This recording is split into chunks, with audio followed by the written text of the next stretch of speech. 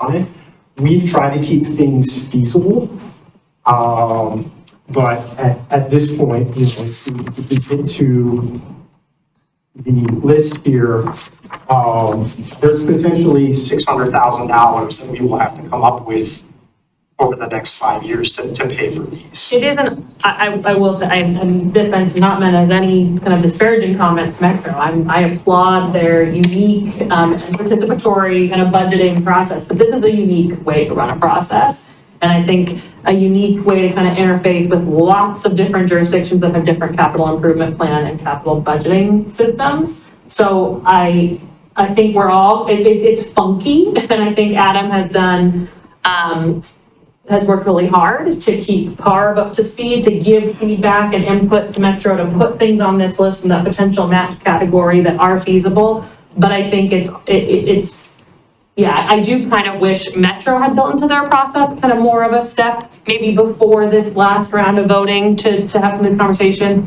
And that didn't happen, and it's okay. I think that this though helps us be as prepared as possible to move quickly when the voting does happen. And I don't think we're looking to say, don't do this or don't do that, but just help us with prioritization so we have a sense of where those projects fall. I mean, ideally, it would be great if we're able to do all of them, right? But they all come with a map project match, and a couple of dollars that we can match with, and we've identified some fund sources to do that. It also takes up our time and effort to work on that.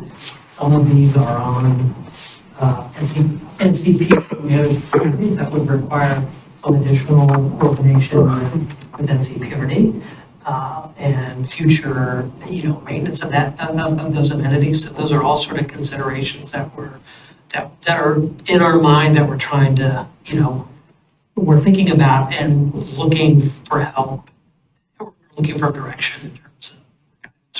Well, I mean, we did our own internal appetite suppressant. We removed a couple of projects because we just said these are no way going to happen, right? So we exercised some of that, okay? And I guess I'm not too concerned about, the possibility of getting 9 awards. Okay? Because Metro is going to make nice in the sandbox. Yeah. Okay? Yeah. So, when is the date that they're doing their big announcement? And then have they given us a date that we would have to respond back to them by about our capacity for projects? We're going to check it again next Monday. And we got some information from them last month about where things are, just for you all and the public. These are in alphabetical order for a reason. To give you an idea of where they sit on the list with the other 30 projects or I'm sorry, say that again? These are in alphabetical order, these projects. They're in alphabetical order. Mm-hmm. I thought They're not in. They're not in order as. Yeah, I know, but I got that. That was, yeah. And I guess what I would want to understand from staff is, if we are looking at this, is our limiting factor the capital that we would need for them? Is it the staff capacity to manage 9 different projects? Is it some combination of the two? Like, help me understand from a staff perspective what you all would see as the limiting factors for us. What is our capacity? Yeah, I think, Adam started off talking a little bit about the match dollars and what we have in the CIP and not in the CIP. Right now, we have identified $85,000 in the CIP that we could utilize for one of these projects. So that's essentially one project match. And then the potential match pieces there, these are other programs or other funds that we could have that we could program in future biennium, right? And or amend our budget to capture those dollars. So, initially there's a resource constraint there on the dollars available for match. And also with the work that we're doing, trying to get Milwaukie Park constructed, and that effort, our Greenspace management plan, some of the community amenity things that we're talking about with Kellogg. So all those are at play in terms of managing, personnel resources to get things done. So it's part of that. Adam did say that, this is over, we have 5 years to do this. Some of these projects can be incorporated into other projects or nest within other projects, I would say, the Swift Roost, that's a Bourbon House project that our facilities team will more than likely manage. Well, I was going to say, before you start going through, I think it would be good to go through, but I wanted to also pose this question. So you have one identified as NCPRD's project. So I was at the meeting where that was discussed as being about the dog park. Somehow the dog park has completely dropped out of it. And it's a re-veg, a habitat restoration project, which is awesome. But we know there's Emerald Ash Borer, we know there's, some needs there in that. Would they lead that project? Is that not really one that is going to be taxing on our staff Probably capacity? not on us. Okay, and so I have the same question about the last one, which is on school property and promoted by North Clackamas Watersheds Council. I mean, it's our stormwater, so we would have some role, but is that one where other partners would take a bigger role and the demand on our staff time would be less? Yeah, I think that's a really unique one, because there are multiple parties involved in it, right? School, the city, and North Clackamas Watershed Council. It's an item that we're probably also going to see identified in our stormwater system plan as a capital project to treat that water. There's some significant stormwater infrastructure that would go along with that. So that would more than likely be a internally managed project with coordination with an agreement with the school, right? We would have to develop that intergovernmental agreement with the school to work out those details there. But Yeah, I think sometimes it's nice to look at these projects and, or any project and say, well, we have a partner involved that will take less time. And I think honestly, sometimes the truth is that coordination actually takes more time. Yes, that project on the bottom is on school property. We need to work out the IGA with them. I think that the Watershed Council has a lot of ideas on that project. They have a design that they're interested in, so yes, they would be involved, but they would also be involved in some of these other projects as well. Just getting back to Councilor Anderson's question, the announcement of the grants is going to be at their meeting on July 21st. That will be at Concord School during the day. That will also announce the capital grants and the other nature and neighborhood bond grants. There you pointed out that there used to be a dog park component into that project at North Clackamas. Metro, the Nature and Neighborhoods Bond is focused on nature and access to nature, so there at least one bridge,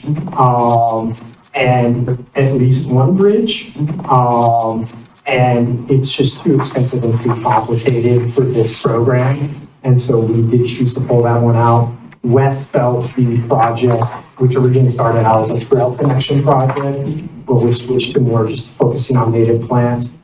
West felt that was too similar to one of the projects that they have going on with the Oregon Bird Alliance, and so they put that one or just after that. And so we had checked in on all these projects back when the list was 50. And so we just wanted to take some time to check in on these again, make sure people are aware of them and make sure that there's nothing out there that you are uncomfortable with or wanted to just check in. If you feel it's fine to get awarded 9 projects and we'll sort it out over the next 5 years, that's okay. But we just wanted to make sure we checked in. So the projects are access to Midland Springs. That would have an $83,000 match. That would be in the right of way south of the Wetland Conservancy work. It would provide an accessible entryway into those wetlands and hope and connect with whatever the Wetland Conservancy is going to do on their property. We are coordinated with them. They are a partner on this project. Metro's had several conversations with Patty, others over there. That could either be a Good Neighbor grant for that $83,000, or that could be worked into the stormwater CIP in a future budget. Fernberg nature-based play, we would be paying for the equipment. Metro would be paying for the other accessible components around it and some of those other natural things around that. As Peter mentioned, we would have to work out an IGA with North Clackamas Parks and Rec over maintenance. The playground at Fernberg, I would mention, is about 30 years old at this point. That is due to be replaced. And we would look at a unitary safety surface. We're considering really exploring float safety surfacing, which would be flat, accessible for all people to utilize. No more wood chips that don't get topped off every year like they should. Habitat restoration at Spring Park. Now, the community wanted to see also a habitat restoration at Elk Rock Island and some things on Elk Rock Island. Metro feelings about Elk Rock Island is not accessible enough. And making Elk Rock Island accessible, I think, as some of you know, is very difficult because that channel would require in-water work to make it accessible and an Army Corps JPA permit. So Metro wanted to see that moved closer to the mainland there. But as I understand this one, it's a lot of, there's not a infrastructure type piece to it. It's really a restoration piece. So it is something that partners can help implement. Probably. Yeah. Yeah, we wanted to keep this one small and flexible. And yes, we've talked quite a bit with NCPRD. This one should have an asterisk next to it too, because it is at least in part on NCPRD property. The Swift Roofs luckily is already in the CIP. It's going to have a built-in match. In fact, we have a lot more than $82,000 in there for that Swift Roofs project. So this would add some community enhancements that weren't already in that CIP project.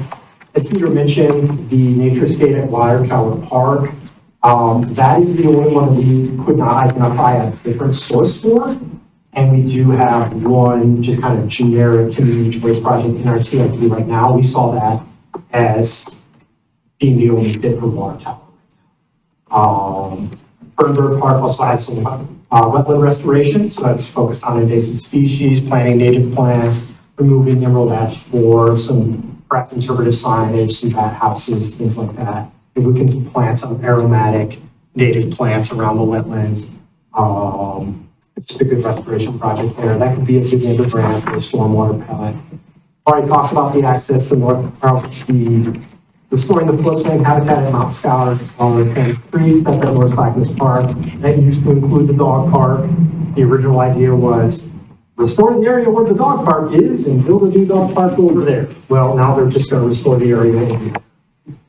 That was not a decision or a discussion that we were part of. That is eligible for a good neighbor grant, but we would see that like an NCPRD application.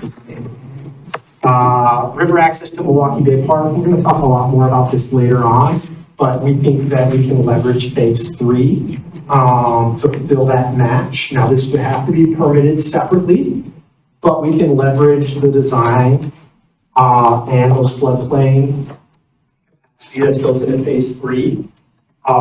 We think that this could be constructed probably right after phase 3. This can be done separately, but I think that the level of design, engineering, and permitting that are required there might be a little bit more than $83,000 from the cost. But we'll see how things play out with phase 3. But you're not saying, I mean, you're seeing them as separate. Because I guess that's been one of my worries. I think they're related. I love this project, but I don't want it to slow the park down. I think they're related. I think that you would have to permit it separately. If you permit phase 3 along with this, you're going to slow down phase 3. Anything below ordinary high water is considered in the river and a change to the river channel. So you're looking at an advanced floodplain permit and a lot of technical assistance or technical reports to go along with that. Some of that we already need to do for phase 3, so we could combine those and leverage those together and make phase 3 the match. Also, if you go below ordinary high water and you're going to impact, you're going to trigger, I should say, a joint permit application. And that's an Army Corps, Department of State Lands, and Department of Environmental Quality. We also, anytime that we do anything on the Willamette or in any one of our parks, according to code, we have to let all the state agencies know, including the Marine Corps. I had discussions with brainboard about this. I've had discussions with all the permitting agents about this. In fact, a lot of those discussions happened 5 or 6 months ago. So I think that a ramp solves a current existing ADA problem and equity challenge that we have there. I think if we build phase 3 without that ramp, we're essentially telling people, hey, we've built all these inclusive amenities, right? We have an accessible splash pad, interactive water feature. We have an accessible bathroom and sensory-based playground and nature play area that's designed to be inclusive, but unfortunately, we only have stairs to go down to the water. This would solve that. So I think it's really important, but it would have to be permitted separately because phase 3 does not require that JPA nor any advanced flood. For the interest of time also, I know there's gonna be more discussion on that, but we have that separately in this presentation. Let's focus on. Yeah, and then we've already talked about the stormwater treatment of Kellogg Creek that would be on school property. It was great. There was some school children involved in the last workshop there. That could be a stormwater grant or in the stormwater CIP or a good neighbor grant. So those are the projects. When I look at this list, we see some projects that are easy to get the dollar match for and that probably wouldn't be too much of a burden on staff. Other ones are completely brand new. Keep in mind that all the city permits, anything that would have to go through what we would normally do for a park project, most of our parks are zoned residential, so we would have to go through the community service use process. That could trigger, planning commission, public hearings, things like that. So there's still a lot of work to do. It's not like we're going to jump right into construction on July 22nd. So, I imagine Metro had this come up in Washington County. What if we say yes to all 9? And then in year 3, we're like, we're not going to be able to get to these 2. But you can always give money back, though that does kind of hurt your reputation with the community and your relationship with the funder. Funders never want to take money back. It's a tremendous amount of work for them to do that. And they have statutory requirements to spend this bond money down.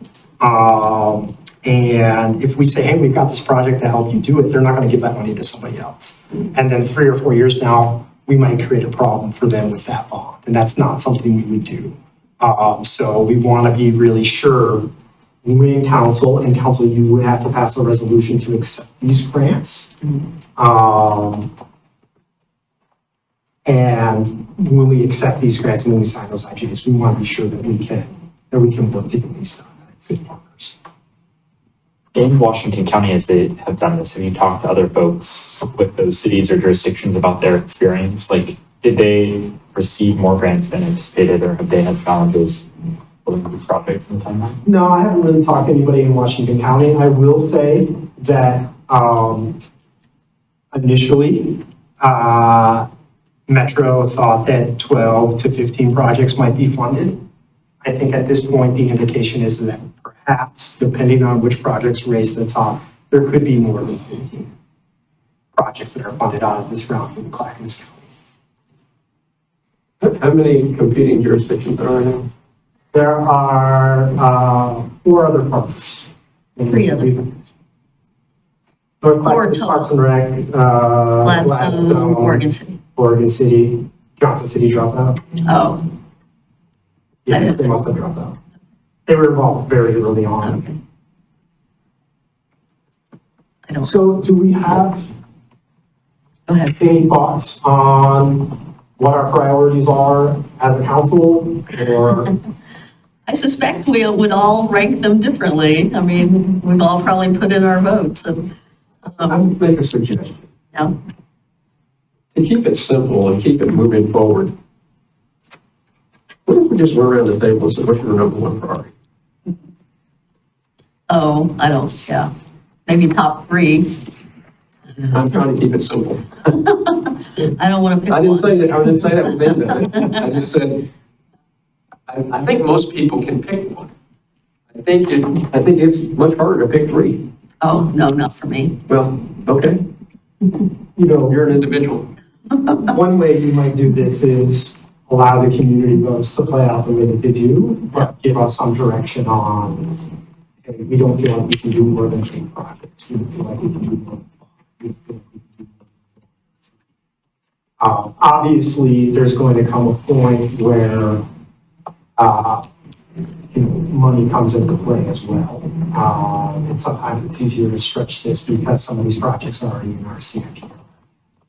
I guess this is where I'm kind of unclear at, and I could use you and Peter's advice. I don't really have a sense of what the limits of staff capacity actually are in this, what it would take, like how unreasonable it is to say do all 9. What you described to me, I look at, and I think this is a wrong interpretation, but from you outlining the potential matches, I see the Naturescape at Water Tower Park is the only one where we have to look for any funds. Or there wouldn't be additional funds that we could draw down to reduce the cost of the city. But I don't have a full sense, like each project has a different funding pathway to get the match. And so all of that together, I just don't feel like I know enough to be able to give you good guidance on what I would limit or draw a red line. Yeah, and I think it's also hard for us to talk about what staff capacity is because there's a $12 million project kind of up in the air. Sure. I think that staff right now we are nearing capacity. In fact, on that $12 million project, we're at the point where there's really not a whole lot that we can do without that consulting as a staff. But I think that we are 90% in high capacity with phase 3, where it's at right now. 80, 90. I mean, when I look at this, One of the things, we talked a little bit, Adam made a comment about information about the, so there are a couple of projects out there that would require some additional coordination with engineering, and that might prove to be more, more work than we have capacity to do to keep things moving. And to put a finer point on it, more capacity and more cost, because if these IGAs with the county are signed, any capital project that we want to do in a city park requires a project-specific IGA, which they may propose that they do not maintain that park. that's a consideration. Say that again, I'm sorry. There, We may have to maintain these. yeah, and security does not want to. Yeah, I mean, if they sign our IGAs, If right? it's in our IGAs. If they don't sign our IGAs, then they do have some obligations here. If they sign our IGAs, then we have to negotiate project-specific IGAs for anything over 25,000, is that what it was? 10,000. I think there's also some current language. Oh, yeah, that's right. That is right. That requires Yeah, even if they don't sign it on our current IGA, we have to request that they Maintain. I mean, yeah, I mean, I think we're also willing to move all of these together, and how it plays out, and see how the voting turns out, and Make decisions at that point too. Knowing that they are announcing this July 21st, could we come back to this at a later date? Could we come back at the end of the month after voting has been announced, or in our July meeting, or is that not enough time for Metro to be able to respond? We can check in with Metro to see, I mean, I suspect that we're going to get the information much sooner than it's public. I already have non-public information on the building. Just want to see secrecy. But I think we can check in with Metro and say, hey, we're a little bit unclear. We want to dive into this a little bit more. Beyond June 15th, when do you need to hear from us for cutting down this list? I think understanding from you all how much of this list needs to be cut down or we want to be cut down would be helpful. Is it 1 or 2 projects that we want to remove from there? Is it the bottom 2 projects, or is there a specific project that's considering? I'm hesitant to remove any project because the voting's still going on. Yeah, and these are things that people in the community have all been, very excited about. I mean, I get that there were two at Fernburg, so maybe, only do one at Fernburg. I mean, I also want to think about geographic distribution and parts of town, and thinking about this. I mean, I guess, my inclination right now is all of them. And if we do come back and need to, pare down, I suggest Emma create a Menti poll. And we do it that way. Well, can't we just use the results from the voting to kind of narrow it down? Because that'll tell us. Well, it sounds like the results from the voting won't be public until July 21st. Or they won't even, I don't know how. I believe it's July 21st. So they are making awards on that date. Oh, So yeah. it's, They are again, love Metro. It's a little bit of a weird process. The whole premise behind participatory budgeting is that we're really not the ones making these decisions. Absolutely. But the challenge then with implementation is if you want guidance from this body, we really have to see which of the projects the public chose first.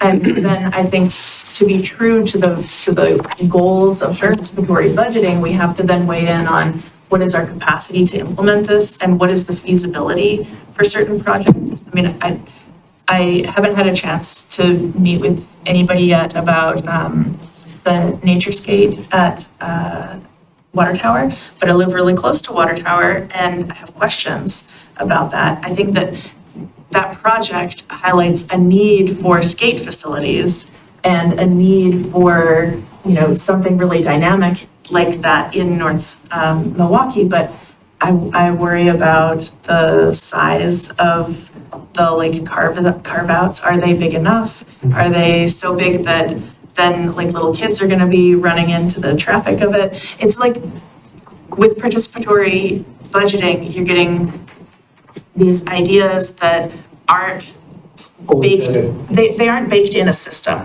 And there's this wonderful process within that because you get ideas that maybe wouldn't have come forth previously or ideas that, I don't know, there's this freedom to it. But there has to also be a reality check within those systems. Yeah. Because then the system is on Yeah.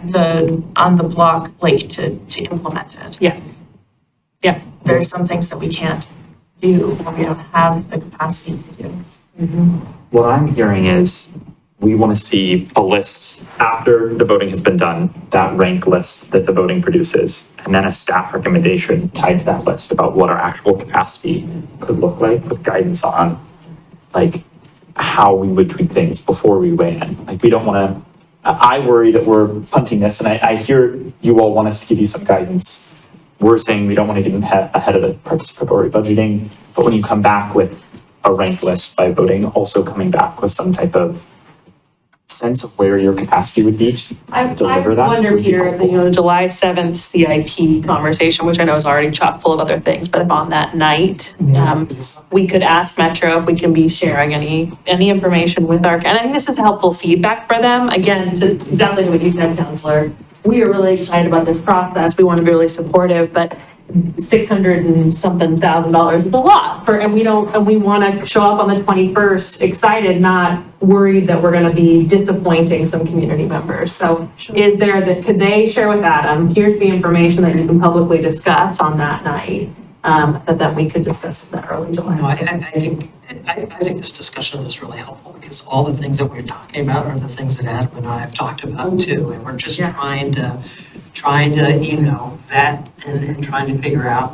is there guidance to be had? And if there's not yet, we're comfortable with that and we want to move forward. But if there was some sort of decision or that needed to happen, then we wanted to at least have that opportunity to discuss that. So The things that I look for when I look through a list like this are any of these projects in alignment with our current CIP, which gives us a hint into capacity and allocated capacity. Yep.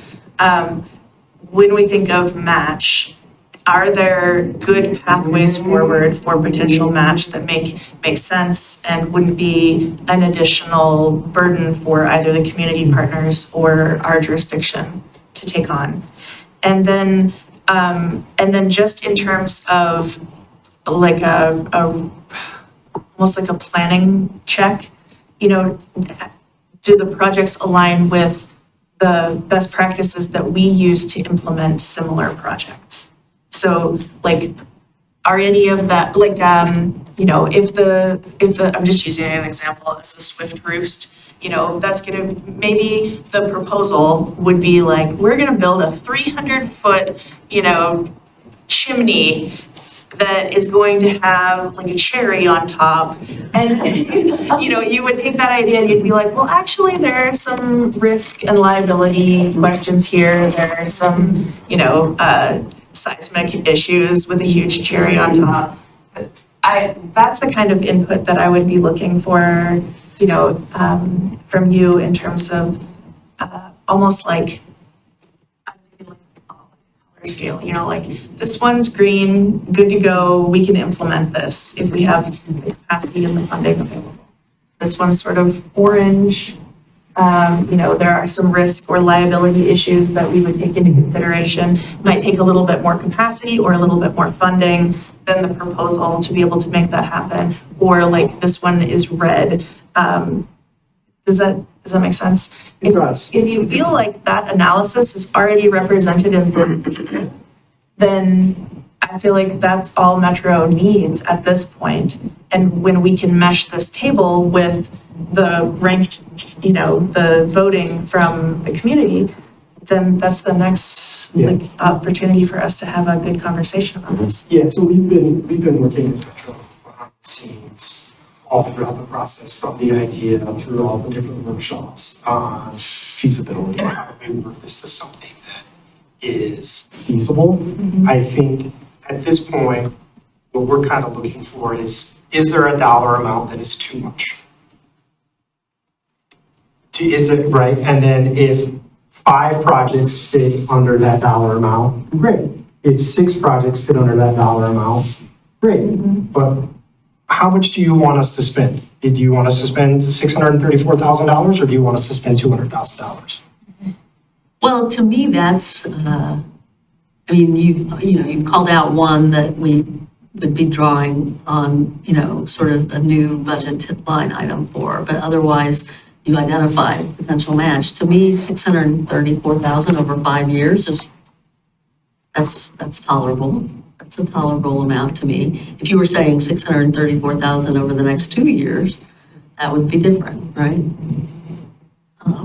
Yeah, it might be, yeah, that's fair. And then would that amount be scaled out across the timeline? Like certain projects needing more on the front end, needing less on the front end? Does it balance, or would we need to come up with that amount? There will be some spread. It will be more like chunky peanut butter, smooth, right? I mean, to that question, we haven't scheduled these out, figured out like where they fit in the timeline. Yeah, and honestly, like, one is in the CIP, and we have room for one of these projects in the CIP. The other ones are not in there at all. The Swiffer's house is going to happen no matter what, right? What is the capacity needed to write the grants for match? Is that on us? Is it on the community partners? We wouldn't have, if there aren't any, those are, we could use our internal good neighbor for stormwater. So there's no additional, at least based on these budget allocations and estimates, there's no need to go out and get additional grants from somewhere else. So, Yeah, I think it sounds to me like it's more about staff time capacity. it is, I mean, it's putting together, working with the designer to, develop the final plans and specifications, putting them out for bid, and then managing each of these individual projects. And some of them, like I said, some of them can be incorporated in with a larger project or in parallel with the larger project. And then some of them are gonna they're gonna be standalone ones, so.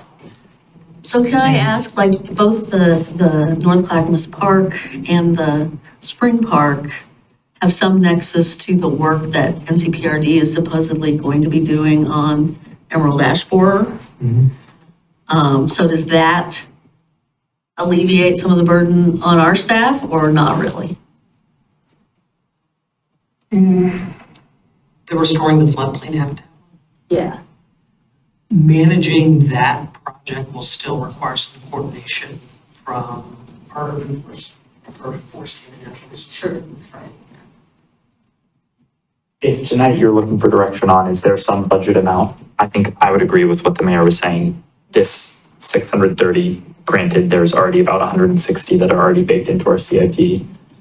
Stretching that over 5 years seems reasonable, especially given that we just reduced our CIP by 37%. I think the outstanding question for me is, even if we increased or we found the funds to be able to fund these projects, do we have the staff capacity? If your question is just, is there a money threshold that you all are comfortable committing to now or sending you that signal? I agree with the mayor that this seems like a reasonable thing to bake into our CIPs over the next 3 cycles. That's what I'm trying to find out. Like, I have the same question as, do you feel that staff has the capacity to take these on over the next 5 years? I feel like we're kind of all in agreement with funding, but it's more on staff if you guys can do I that. think, and I'll pull out the restoring the floodplain one separately. I think eight projects with 8 individual projects is a lot.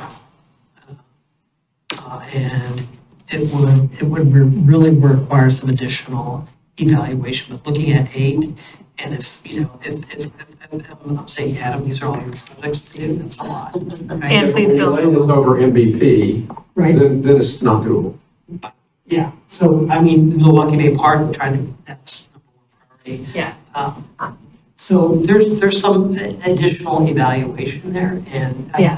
think as Councilor Staff Jordan mentioned, we can certainly come back with that maybe prioritization matrix. I'm going to suggest that we slot into the July 7th council meeting an update on the voting. Let's ask Metro what we can share, update on that, and then I can set up a mentee for you.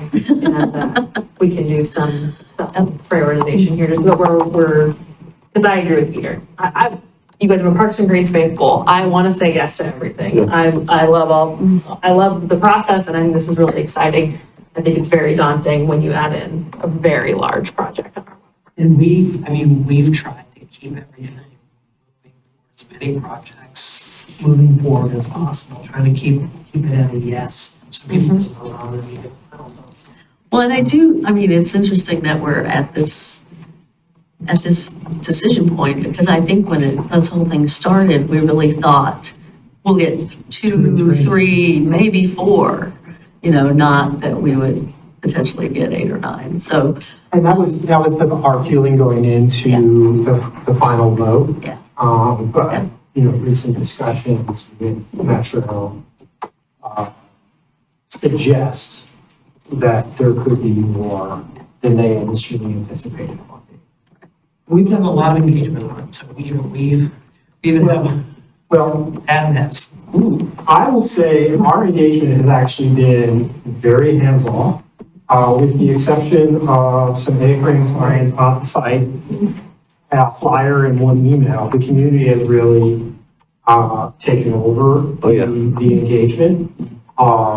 So that is really on them. When Metro says, hey, wait a second, what's going on?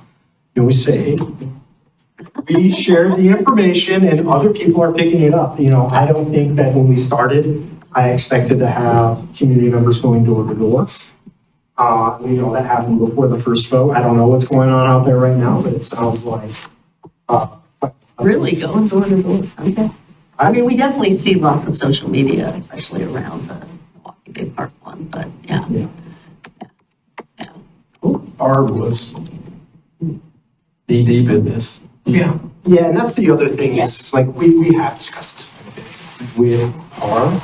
I think, the staff component, I think we can find a way to work that out.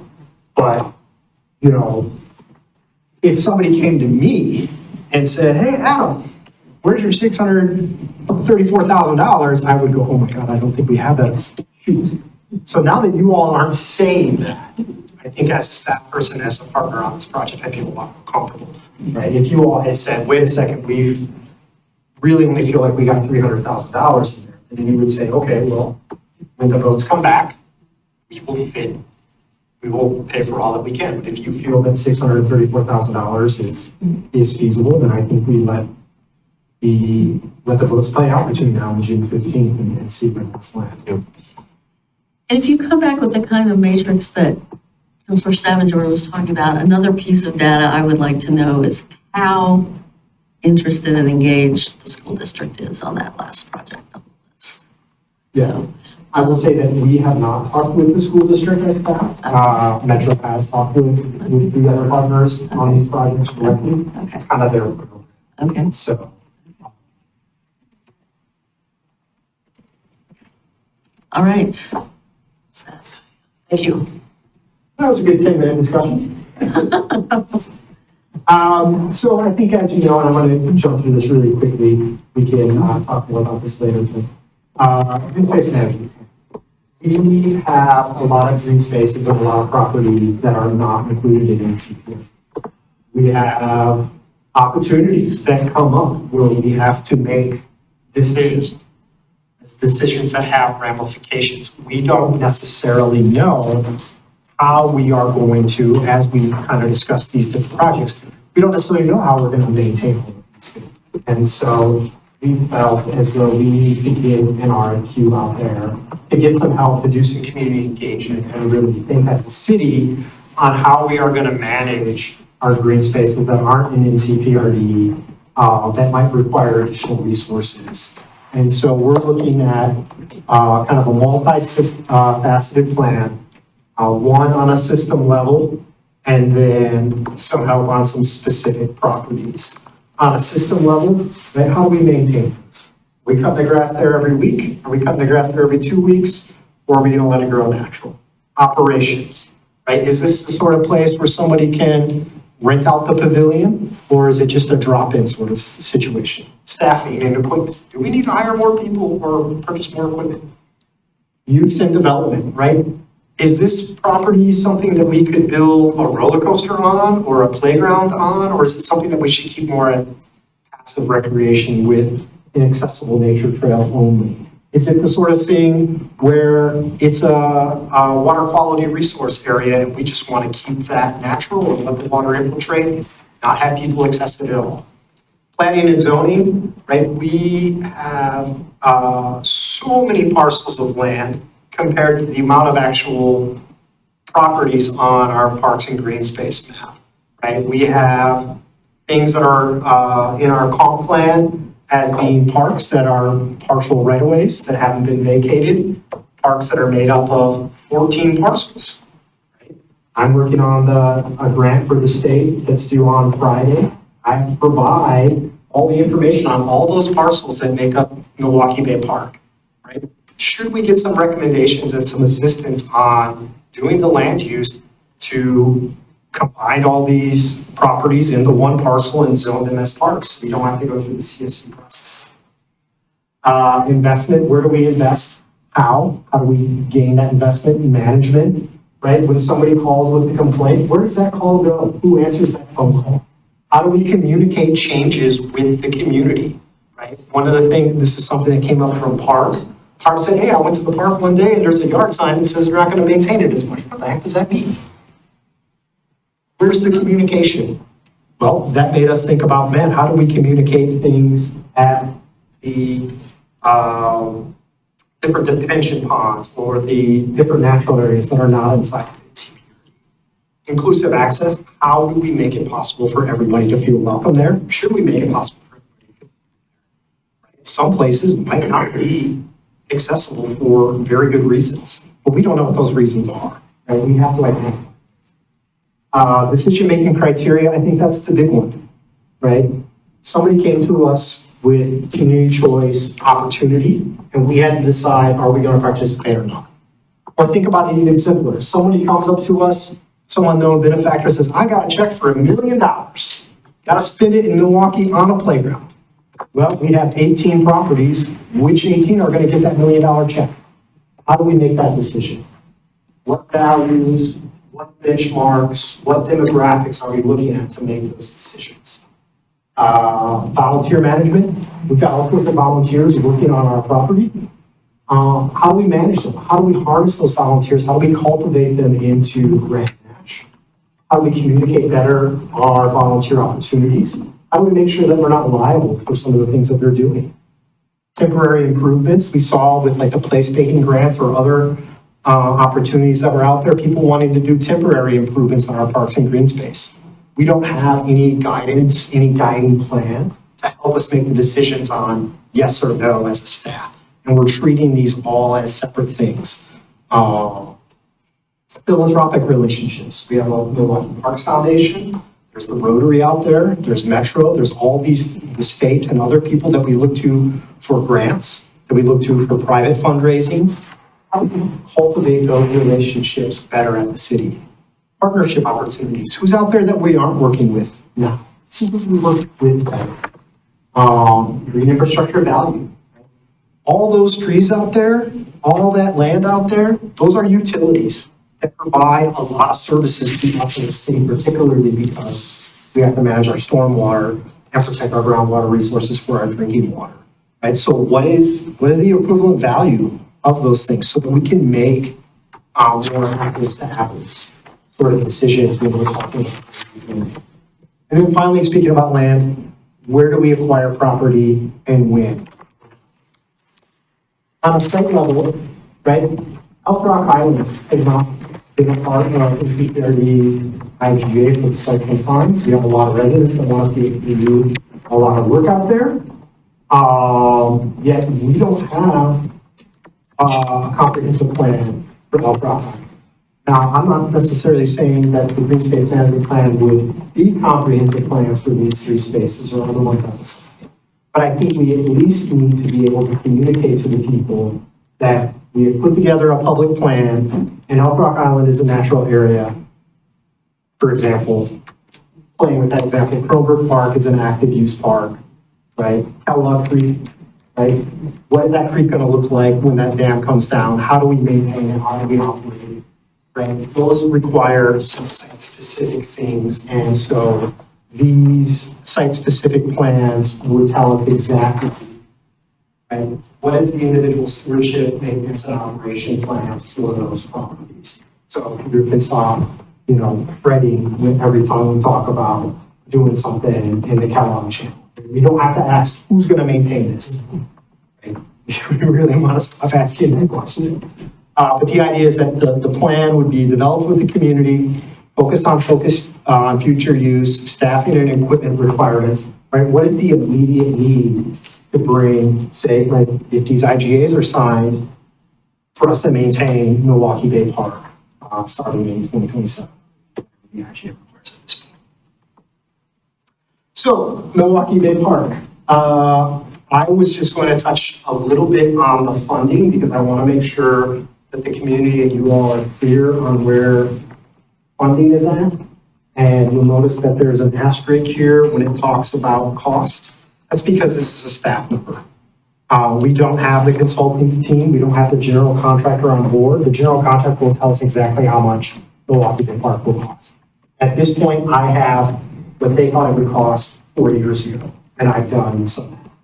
I might have an undergraduate degree in economics, but I don't know exactly what we're going to do. I'm not a general contractor. So take this number with a little bit of a grain of salt.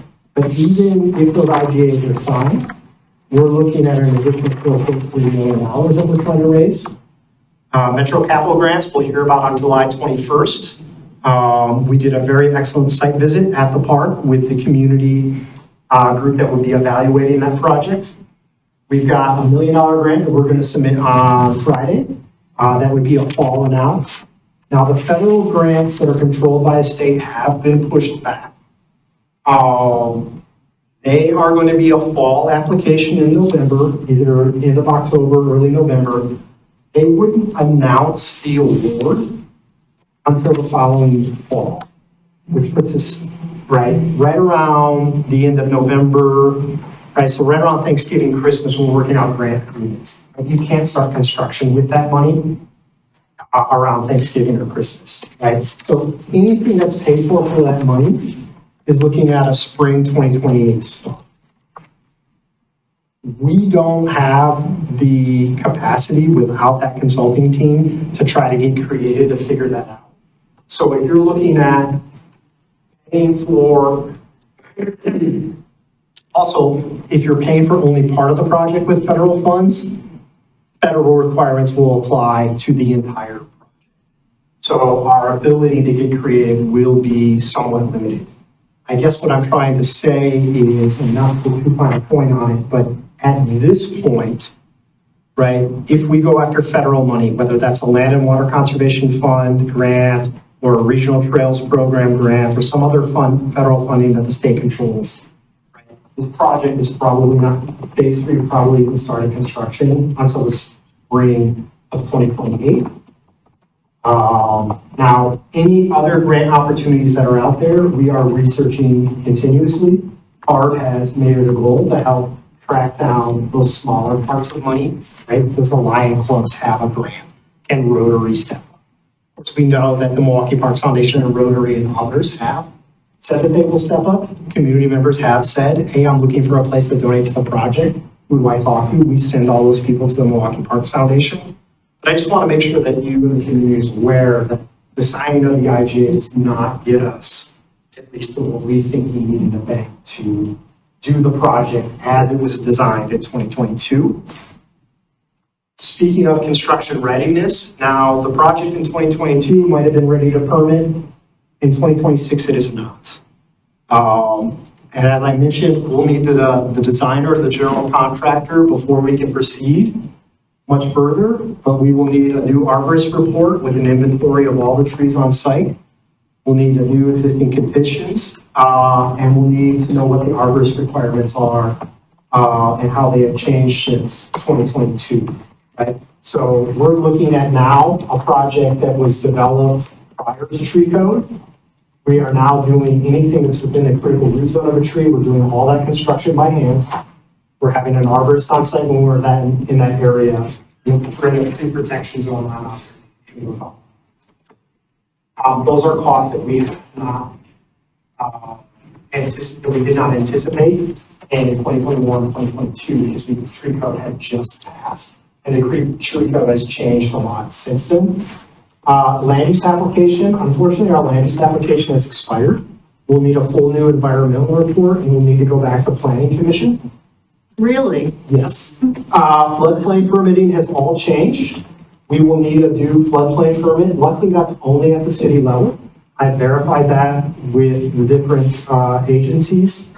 Also, keep in mind, anytime we add anything here, any additional partner, design, phasing, engagement, or funding sources, that all multiplies the capacity, right? We're not talking about addition, we're talking about multiplication. And that's going to equal an additional cost and time to the project. So we want to be really careful about how we add things to the 2022 design. Keep in mind, once we get to the point where we're starting construction, you're looking at 11 to 15 months of construction time, depending on when you started. Now, the budget that we're working with off 2022 that we've inflated and estimated does have some money in there for water removal, for dewatering the construction site, but it's not a lot.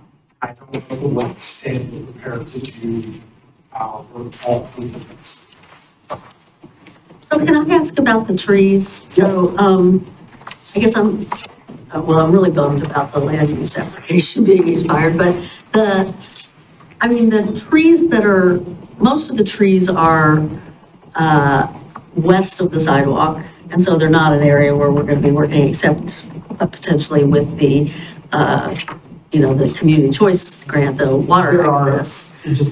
I don't mean to cut you off, but there are 49 trees along the trolley trail. The trolley trails, so most of that work all that work would happen within the tree protection zone and some of it within the critical root zone. Okay. Now luckily there is a 2-foot root barrier there at the trail when it was installed, so that will help us. You've got the 85-inch coastal redwood, Yeah, the big where we're gonna have to find those roots. We might wanna cut those roots now if we're gonna have to cut them in the future. There's pre-construction, fertilization and watering that we might wanna do now. And then we have, about 5 to 7 trees in the, stormwater planter right now. Alongside the parking lot? That's- Yes, and that's the area that was gonna be the light watercraft drop-off area and stormwater area after it was our construction. So that area is going to require some redesign, or we're gonna have to remove those trees and mitigate trees. Now, we're planting enough trees for mitigation, but we will have to pay the fees. And the coastal redwood that's there next to the stormwater planter is 17 or 18 inches. The $4.35 million gap or whatever it was, that's after you've inflated costs. Okay. And when do we need to have funds in hand to be able to build? Do we need to be able to close that gap before we start construction, or like how much? You talk a little bit about the federal grant uncertainty. I guess I'm a little unsure what funding. Yeah, well, it's going to depend on what the source is and whether or not you think that money has match on a grant. So speaking just very generally, you are extremely limited, and most places will not allow you to do any pre-grant award. Until you have a signed IGA, you don't have reimbursable expenses on that grant, and any money that you spent pre-signature on the grant agreement would not count towards your match. Okay. There are some exceptions, right? Sometimes you're allowed 15% if you work it into your budget. But at a certain extent, you're going to need to sign a contract with somebody to build all these things. So the risk level is going to be, up to the city to decide. Like, Could we fund, say you get everything you're applying for and we're down to 1.5 million or whatever. Could we decide to fund that from URA dollars and then, but still go out and continue to try and raise money, whether it's the grant or whether it's the state legislature or something else to backfill into the URA? you could, as long as the source of the money that you're using to backfill does not have a limitation on that money not being spent prior to having the agreement. So if it's a donation from your neighbor, sure, they don't probably mind, right? But you would want to work that out up front, and you would need to know that up front. Yes, but there are lots of opportunities to fund this work, right? There are still sources that we can ask for cash. You could use URA or Good Neighbor dollars to finance a portion of the money. In phase one, $1 million worth of work was financed out of Good Neighbor, and we're about ready to pay that off, right? We've got, 2 more years, a year and a half? I think it's over, yeah. Yeah, I think, and I think we had a brief discussion at the budget hearings in early May about potentially reprioritizing some URA funds if we needed to, and maybe some URA projects, right? So that there is that opportunity. And I think that discussion about Good Neighbor also plays into here too, right? Like if we're going to use that as a source of funds for Milwaukie Park, that is potentially. But those are dollars that we can, have that discussion. I will also say that when we submit a grant, we have to submit a full project budget with those grants. And so we have already made decisions on how, let's say we're awarded that $1.75 million. I've already told Metro exactly how I'm spending it within their requirements. Now, Metro is a tremendous partner to work with. They are extremely flexible. We can change the amounts. We typically can't change the line items. If I say I'm playing for this, and this, A, B, and C, they want to see us only spend that on A, B, and C. If D comes up, they're going to say no. If I say, hey, A costs a little bit less and C costs a little bit more, we might be able to tweak that.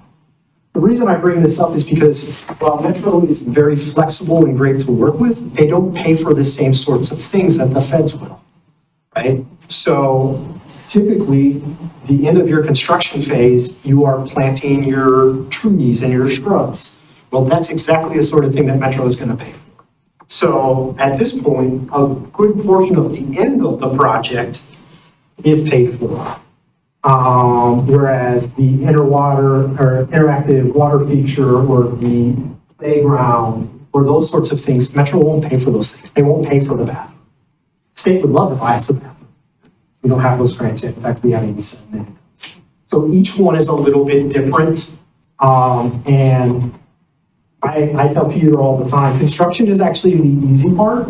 The hardest part of my job is right now, cracking this budget before we have the consulting team and figuring a way to pay for it all when we don't know exactly when it's going to happen, who's exactly going to do it, or exactly what the final design is. Right? So we've tried to put ourselves in a good situation, and that falls on us to figure that out. I only bring that up just to say some decisions on funding have already been made, depending on the grants.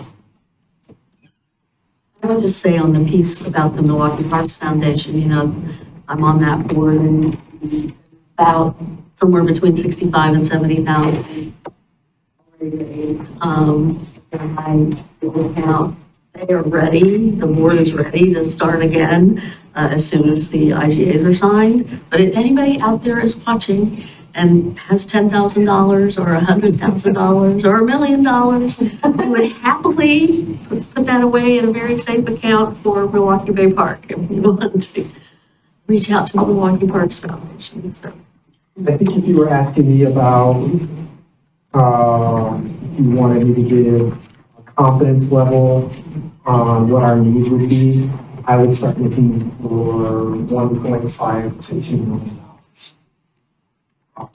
Now, you could probably get that from a grant, like a federal grant, but that would put you in a situation where you're maybe not starting construction until the spring of '28.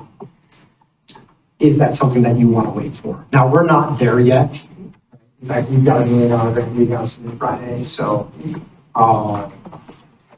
but I think I'm pretty comfortable with that 4.3 number, except for there's about $1.5 or $2 million that seems a little riskier than the other money. I mean, all of this is competitive dollars. The federal money is only a $4 million pot. Less people apply for the federal money than they do for the state money. State, they saw 71 applications 2 years ago. That was a lot more than we faced in terms of competition. Quite as much of the competition as we faced when we went after stuff. I guess we've got this $1.5 to $2 million gap that you're describing. I don't quite understand how we've talked about or alluded to not wanting to delay Milwaukie Bay Park in any way. And covering that gap seems like it will be hurdle days. Is it going to be a conversation? You can say this is just too early now, but is this a conversation about the scope of what phase 3 is? Is this the conversation about trying to pull down dollars from an additional source, go out for a bond, ask the state legislature? Like, I guess, how are we thinking about how we cover this gap? I think if we're not successful in getting those place that we look at is how do we reprioritize the dollars that we have. So having that discussion about that and the labor program funding that we can certainly utilize. So what does that look like? And, you know, how much are we willing to prioritize there? So I think that would be the first place. And then we'll look at those other opportunities. Is it something that we is there any appetite to then use the ERA as a funding source to go out and get a bond to provide more money? So there's money in the ERA budget. So in terms of when to have that discussion, so Not all grants are the same, but the large public grants, those typically take 180 to 160 hours, and not across 2 months. Federal grant's going to take a few more hours, or at least spread out over 3 months. So if it's due at the end of October, you're looking at maybe having that conversation a few months before October. Now's probably a good time to give an update on the IGA front, because I think that's a big element in the room. So I think, I appreciate your question, Council President, but I think there's two paths for that question. One is the path for a strategy with the IGA signed, and one is a path without. The board met today to have a public discussion about the IGAs. I believe it's the first public discussion they've had on that topic specifically since negotiations began 17 months ago. It was a pretty brief conversation, and it sounds like they will be further discussing it as a board on June 24th at Concord. So no real indication as to a timeline for signing. I know the county administrator has asked the board to make or provide direction at that June 24th meeting. So we'll be putting out some messaging to our stakeholders, asking them to encourage the board to get to an agreement fast so we can begin on that plan A for this. But I think we need to see how that conversation goes. And when we come back in July, I'm putting a lot on this July 7th meeting, but come back in July when we give our CIP update, that can be a chance for us to provide an update on where that stands and a couple strategies for this very large capital project, which already has substantial CIP dollars allocated to it, could have more. But I think we need to see what's going on with these IGAs before we can really start piecing that full puzzle together. But please know that staff are behind the scenes working on those kind of two scenarios of puzzles. And Adam's just doing an amazing job keeping all the plates spinning, making sure we're not missing any grant opportunities, getting all those irons in the fire. But it is like building a quilt of different things. Sure. Atoms are great. Atoms are so great. Yeah, I do think, to your question about phasing, and that's also a very good question, but I think right now, while we're in this still plan A strategy, we want to get these IGAs signed, we want to get those plans transferred over to us and have that scope project ready to go. That is already at 50%. So that is still our hope and intent, and we hope the board follows suit and signs the agreements that you have, or supposed to adopt. That's the update. That's the update. I encourage you to all go watch their policy session. And please encourage your constituents to send in testimony or attend the June 24th meeting and tell them how important this project is to not only Milwaukie, but the region. Can I just say something? Sure. Okay, I just want to put it out there, and I've said it before, because Commissioner Savas has said this over and over, good faith negotiations. We have negotiated in good faith. This is their deal. Let's just sign it already. You're arguing with yourselves at this point. They are, really, because this is what they presented us. We went back and forth, but at the end of the day, this is what they are asking for. So I would like Commissioner Savas to uphold what he's always talked about and stay true to his word, especially during an election year, to negotiate in good faith, and that's what we've done. So please uphold your end of the bargain, sir. Yeah.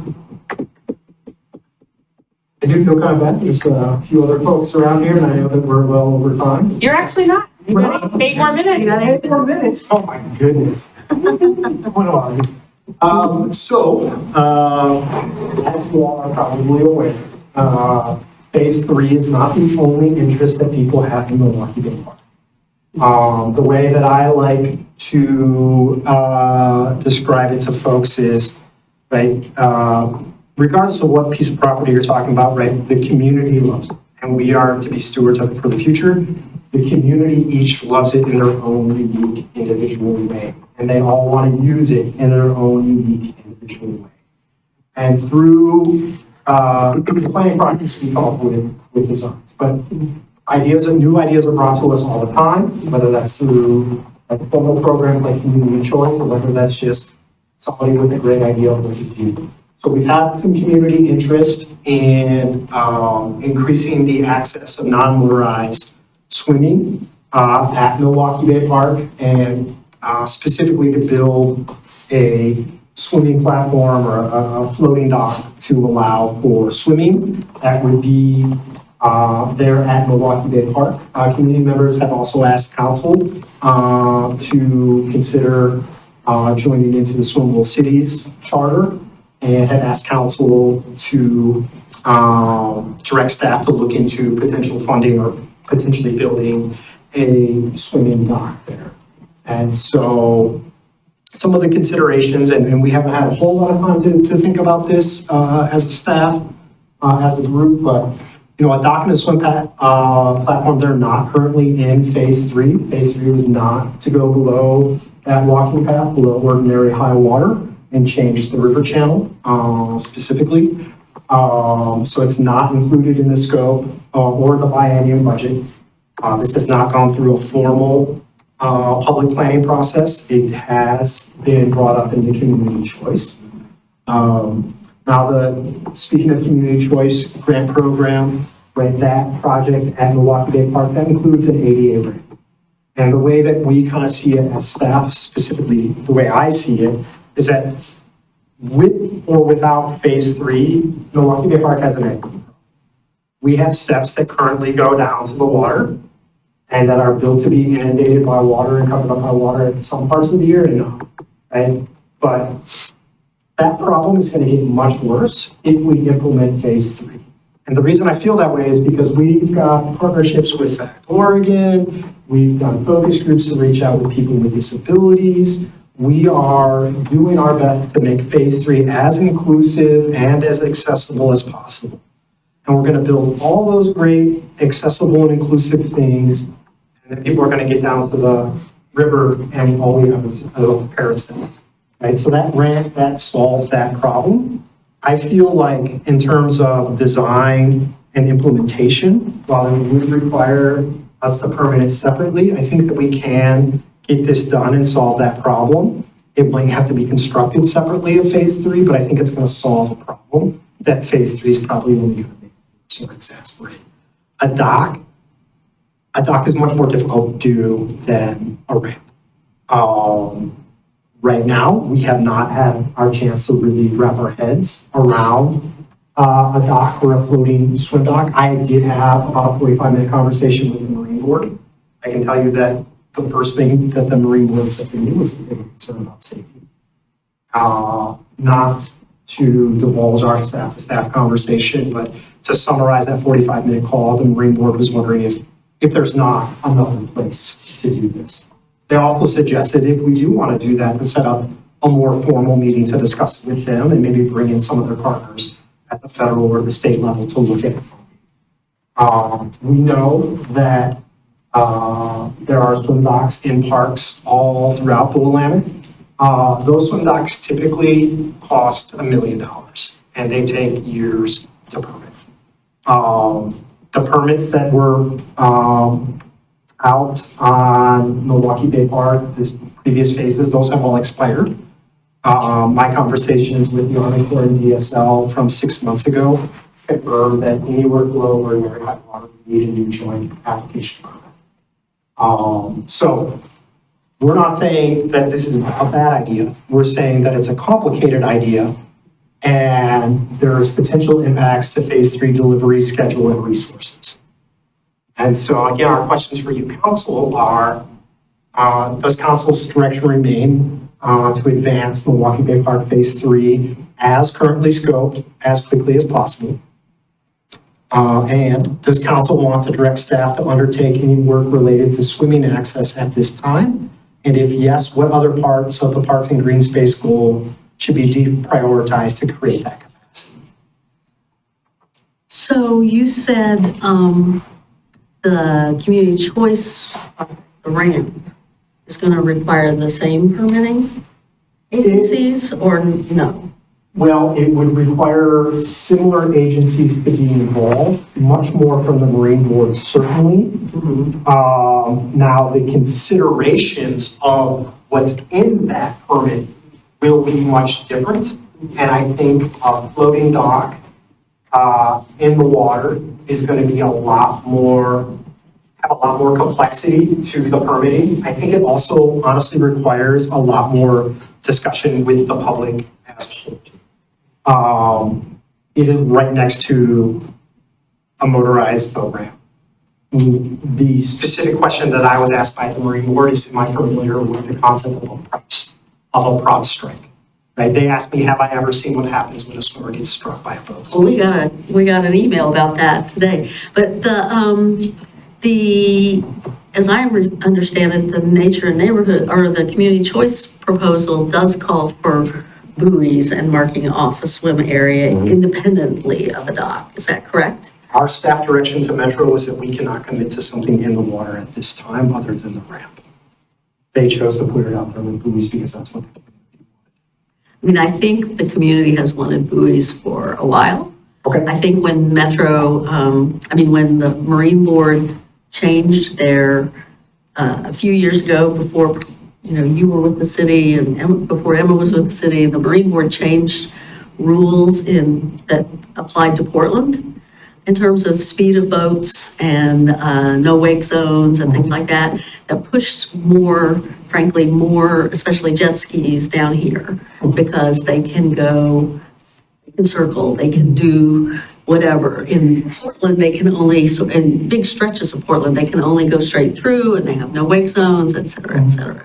So, I think the safety for swimmers today, as well as especially if we, build the ramp, is an issue. And we ought to be looking at what we can do to demarcate a swim area. Forgive my ignorant question, but do buoys require permits? Yes. But I think, But a different level, I would assume, of permit scrutiny than $1 million floating dock? Probably. yeah, I did some inquiry of the Marine Board at that time when they were doing that rulemaking in Portland. And yes, I think there is a permit process, and it's maybe more even like the Coast Guard or the Corps of Engineers than the Marine Board, as I recall. But anyway, there is a process, but I would not think it's the same. Well, if you're going to do the navigable waterway, you're going to involve the feds. Okay. And so it kind of depends about, how far out the buoys are, how big the buffer zone is. Anything below 19 feet of elevation will have to go through the Army Corps of Engineers, Department of State Lands, and DEQ, as well as floodplain permitting, whether that's local or federal, depends on if it's going to change the river channel. That's floating on. So probably federal permits for that. As far as I know, I've never done a floating dock, to be honest with you. I'm a former aquatic director, and the safety concerns that I have. I would say that we also already have a dock there, part of which we have to take out part of the year. So I think there's just a lot of complexity to a floating dock that frankly, we as staff haven't had an opportunity to really dive into. Well, we haven't had an opportunity, but we also haven't had direction. So we are now at 5:32, and I do want to hear from, if possible, every council member, just kind of to get your sense now. We have received 3 community comments, I believe, on this topic. And I know the mayor, you wanted to make sure we had a chance to discuss this. So if I can kind of go around the table and sort of hear your reflections on these questions, and then I can try to summarize maybe where we go next from there. Any brave soul can start? Sure, I'll start. I encourage people to go to some of the people who wrote us, or people who know the Human Access Project. I actually have my little, I have there. Anyway, I encourage people to go check out the Duckworth dock along, which is kind of down, it's on the Willamette, kind of near the steel bridge, under the Rose Garden. It's amazing. It is really a cool place, and a lot of people go there on hot days to swim. I think the point that was made in our, in some of the communications we got about, river access being an equity consideration for people who can't afford, who don't have air conditioning, et cetera, is a valid point. I think, splash pads and river access are equity tools. I think there's a ton of questions about a dock here in terms of the size that would work, the safety, and how we would divide the Milwaukie Bay between the boaters and the people using the dock. There's an issue around water quality, right? We heard from some of the same people that are advocating for the dock last year were pushing us about water quality. And in follow-up to that, when we were having that conversation about water quality and testing, I thought they were worried about the Kellogg plant.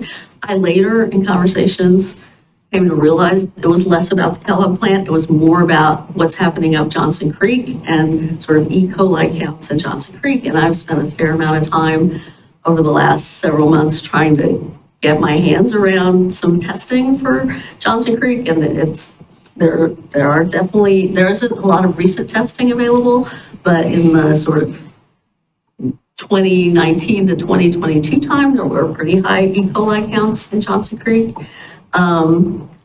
I think there are a lot of variables, a lot of things that have to be considered, but I would not want to shut this idea down. I do think it's an idea worth exploring.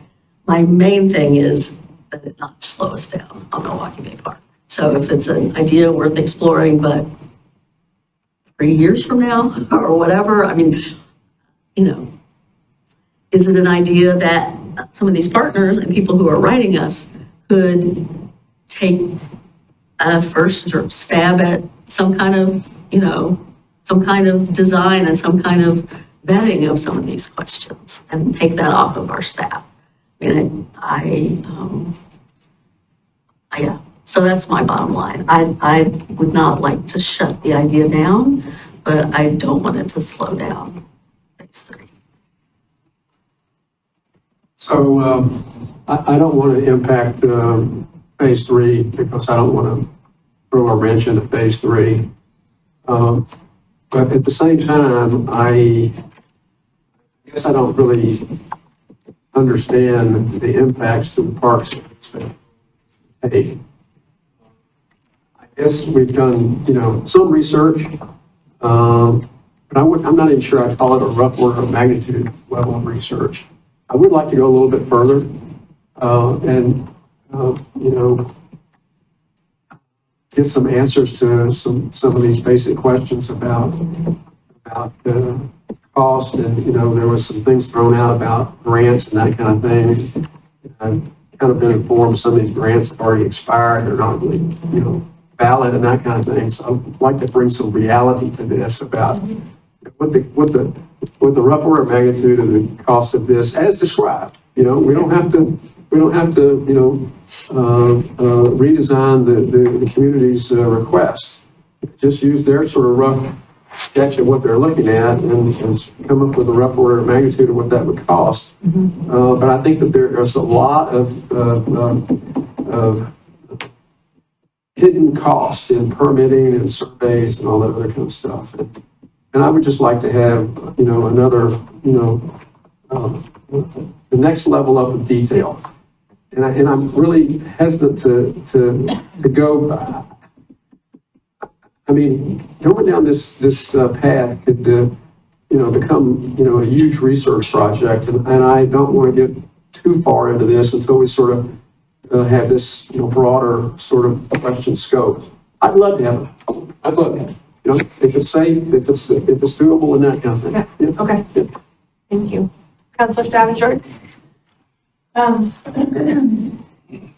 The plan to implement Milwaukie Bay Park, I think, is our North Star.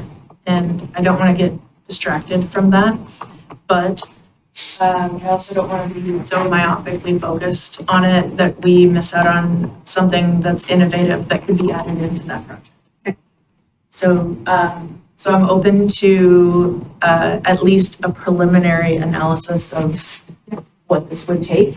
And I imagine that from the time that this idea first came to be to now, there are some really innovative ways to build out a protected space. I really worry about just buoys being the deciding line between swimmers and motorized boats. Okay. Council President? At a 30,000 foot level, I think we should be doing more as a city to try and build our connection to the Willamette River and really encourage river access. It's such a unique asset that we have as a city, and I like this swim dock as one of the tools that we could use to connect ourselves to the river more. I think I share, there's a sentiment that I've heard so far that people like the idea of a swim dock, they have questions about what it would look like.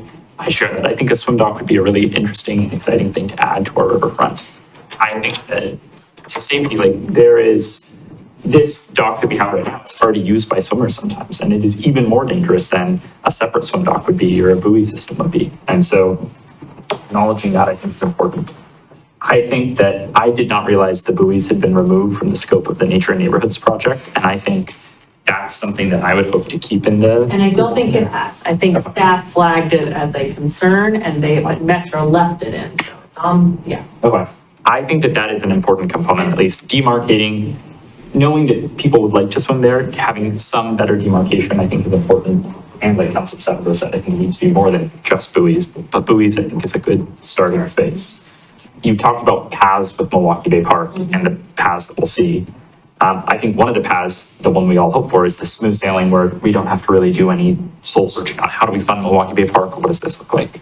If we're doing open heart surgery on our Milwaukie Bay Park plans, I think there's a fair conversation to say, okay, what are we doing? If we're not delivering Milwaukie Bay Park in 3 years, we're delivering it in 8 years. I think that changes the scope of what we're able to do. I hope that's not where we are, but if there is a larger conversation about Milwaukie Bay Park, then I think this should definitely be a thing for consideration. At the very least, I think we need to make sure that phase 3 is built with a phase 3.5 or 4 in mind that has riverfront access as a component. And I see the Nature and Neighborhood Grant as that 3.5 or 4 or whatever we call it. It has some overlap. There's some different permits that you have to pull. And if a river dock can be added to the scope of that Nature and Neighborhood Grant, I think that makes sense. The small thing that I'll add is they mentioned a swimmable cities resolution. It's something that Portland and other cities have adopted. It's kind of like a Be City USA resolution where we declare our intent to try and be a swimmable city with access to river space. And I think adopting something like that as a city would be a nice way to show our intent to connect with the river more. Yeah, on that, I'm hoping that at our next check-in, maybe we can have a recommendation on that. Because I started looking at that website and there's a lot to dig through. Absolutely. You get the last word, Councilor Coster. Yeah, so are you saying go for the swim dock? I'm saying, oh 'Cause God, I said a lot. I know, that's what I'm saying. You said a lot, so I'm trying to figure out where. I'm saying that I would love for us one day to have a swim dock in Milwaukie Bay Park. I think there are a lot of different paths that we can have to get there. And I think our North Star is delivering Milwaukie Bay Park as efficiently as possible. If we deviate from that, I think this is a good conversation. And I think this is good to consider in the scope of the Nature and Neighborhood Grant. That's my quick version. Good. Oh, you just use that. I know. I didn't get to my hand and stuff. Yeah, obviously there's an appetite for a swim dock. And I would like to see it. I don't want to, just like Councilor Massey said, I don't want to throw another wrench, because there's already a few of them. Well, at least 5. So I don't want to throw any more, but I do want to seriously consider this. I'd like to know a little bit more of what exactly it's going to take and how this could slow down Milwaukie Bay Park, because I'm not an engineer or developer or designer, so I'm not quite sure how the swim dock would necessarily slow it down.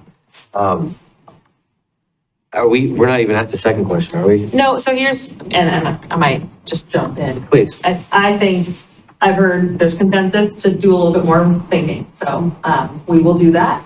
I'm gonna actually suggest that I set up a meeting with the folks that have reached out about this, so I can have a better understanding of kind of what what legwork they've done, which then will help scope some of the legwork that we can do. I would like to say that we won't talk about this again until that next quarterly check-in. So we're not going to put it on as a separate agenda item, and we have a lot of irons in the fire, as you heard about today, in terms of community choice, in terms of Greenspace, in terms of MVP. So even though I know it's making him have a panic attack, I'm really like kind of not asking Adam to do a lot of this work. We'll talk internally about how we can move that forward, but come back to you in a quarter with a more informative kind of staff recommendation about this. And I think I heard also consensus.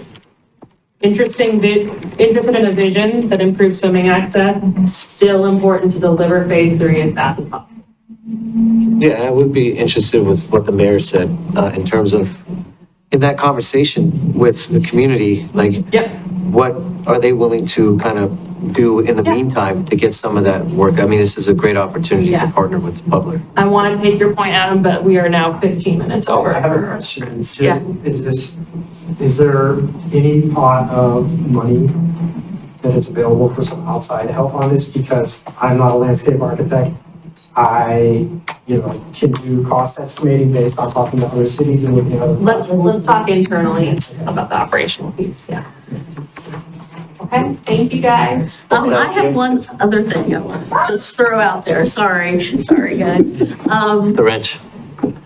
You had the naming policy in your report, and that there's some work coming up, that we're gonna, I just want to throw, I've said it before, but I'm gonna say it again, and I have a new reason for saying it now, which is I think we should be renaming Dogwood Park.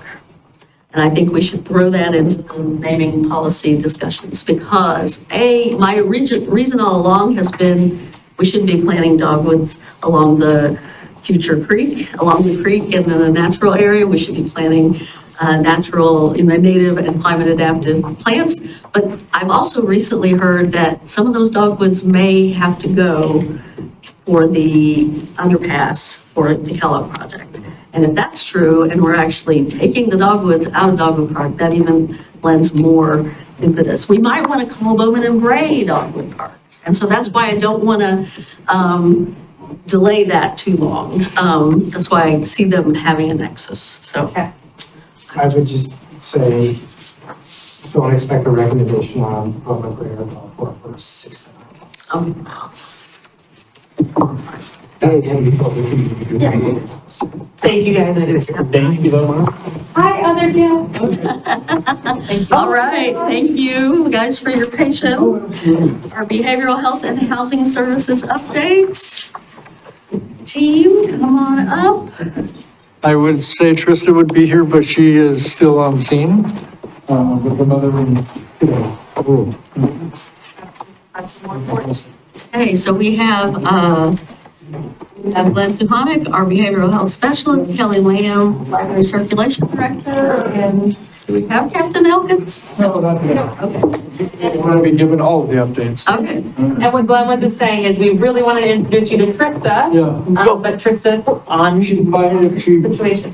got the PD right now, we're waiting on DHS to come. So we split and today. Oh, yes, great. I think, I won't bore you with a lot since we just kind of updated a lot, I think, in March. We kind of, the big thing I really wanted to be able to meet Krista, and I encourage you, if you haven't, to, schedule some one-on-one time with her and get to know her, it'd be great. So I think you'll really enjoy that. Our house with outreach team, definitely the partners with Love One. And I'm just gonna roll into, who we are. So just for a refresher, we're the Milwaukie PD team. We have the house with liaison, we have me as the behavioral health specialist, and then Trista as our case manager. And just some great news on Trista is he just started school yesterday. So she's going to be going for higher education. So we're working on that. I'll be working hand in hand with her to help grow her, hopefully into a master level clinician. Speaking of credentials, I think you have some news, don't you, Glenn, about your credential? I did pass my LCSW. Oh, nice. And then right after that, so I always told myself once I get to that, I will put down cigarettes, and I did that. So I'm 22 days. The 3 milligram fellows, but I haven't smoked in 22 days, so. Nice. Yeah, and it was a hard test. It was 170 questions, 4 hours long. But yeah, I'm excited. That's where I've been trying to get to, and now it's just That's awesome. continuing education in areas that I want to grow and learn. What we do is everything. I'm really coming alongside neighbors.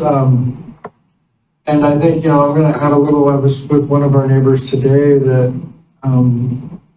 I think about my position. Don does a lot with the houseless population, and I'm more of just our neighbors that are housed and struggling, right?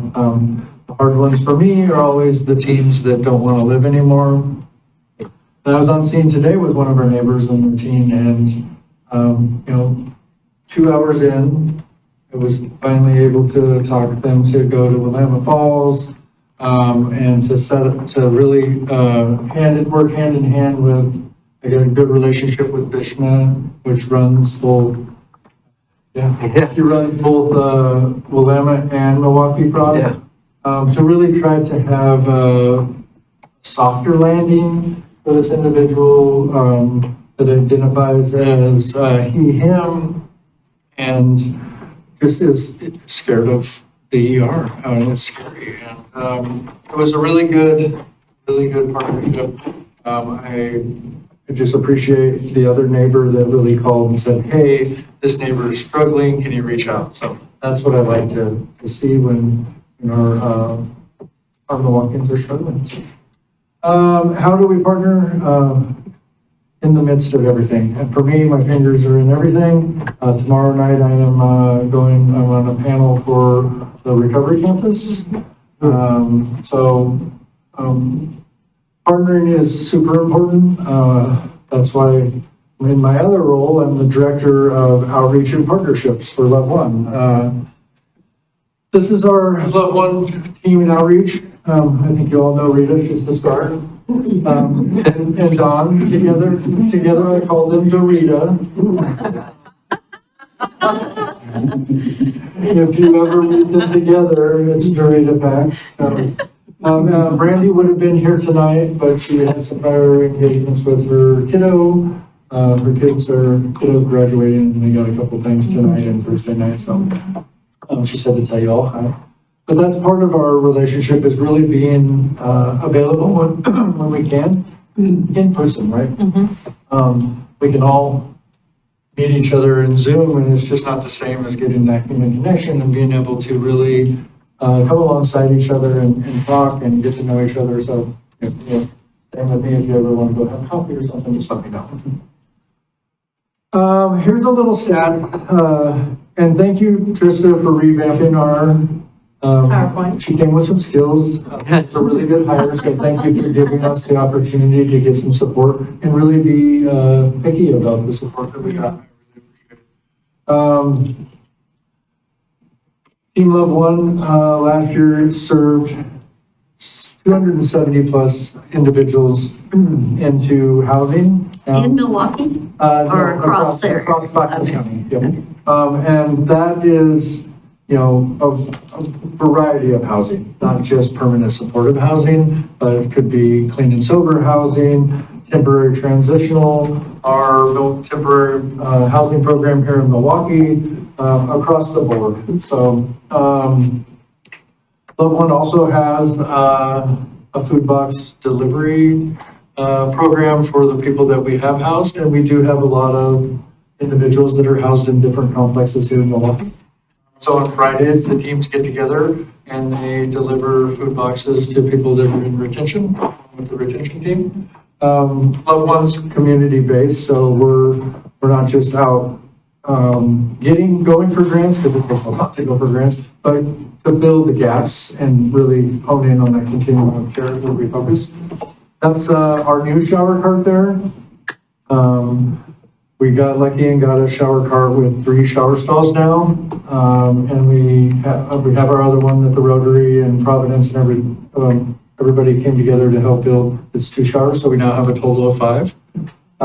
This shower car is sitting at the Father's Heart. These numbers are a little low now, if I was to take numbers now, because we're doing approximately 500 showers a month at the Father's Heart with the 3 showers there now. So people are getting clean and being able to have clean laundry at our events too. The other shower cart is going to the rural areas, probably Estacada here soon. And if y'all don't know, we did some cleanups here. We have trash extravaganzas. We don't call them trash programs because nobody's interested, but they're curious about extravaganzas. And that's where we go out and we help clean up the neighborhoods, clean up camps. We don't do sweeps, but we can come in and help people identify what they want to throw away and really get stuff cleaned up. You think about 1,020 yards. You guys know how big a 40-yard dumpster is? Yeah, that's a lot of 40-yard dumpsters of trash. So, and they're fun. You know, we bring a meal. We give people with lived experience a gift card at the end for helping to clean up. We bring services. We've had SHAW out there, which is Coordinated Housing Access, in one of the Father's Heart employees' vans, and we called it the Choppas. And we just did Choppas. And we really got to know people and get them in the housing systems. And then our core of Love One is our laundry events. We have 17 laundry events a month now, all the way to the base of Mount Hood and Welch's. And then we have our event here every month, once a month at Milwaukie Laundry across from Segway. We used to be on QED every other week, every other Wednesday, and now we're every Wednesday at Bragg's Laundry in Oregon City. Laundry actually gets done there. It's nicer and newer, and people don't have to leave with wet laundry, and we were really running into that at QED. 493 tons. I mean, that's an old number too, I think. If I did to today, we pulled these numbers off of our year-end cards that we hand out, so it's a lot more. And really building the communities, and that's what we've really hoped and succeeded in building here in Milwaukie, was really fitting the community, right? If you go to an event here in Milwaukie, it's not the same as Oregon City, it's not the same as Estacada, it's not the same as Malala, it's not the same as Welch's, because we really try to wrap in the community and get people going. And here's our behavioral health unit. I was hoping Trista would be here, but she's doing what we brought her on to do, and she's doing really good. I am Monday through Thursday. I'm usually here around 7. Gives me time to really get some stuff done in the morning. Sometimes I show up at 7 and Dawn is too here about the same time. And, there's somebody that's really feels that the safest spot is to park at the police station. And so I have a little bit better time to engage. And then I'm off around 5. Trista, I know it says Wednesday through Saturday. I haven't quite got her there yet, but she is now officially Tuesday through Friday. I really wanted her to really build resources along the way since she came from Astoria. But she's doing really good. So she's 1 day a week without me.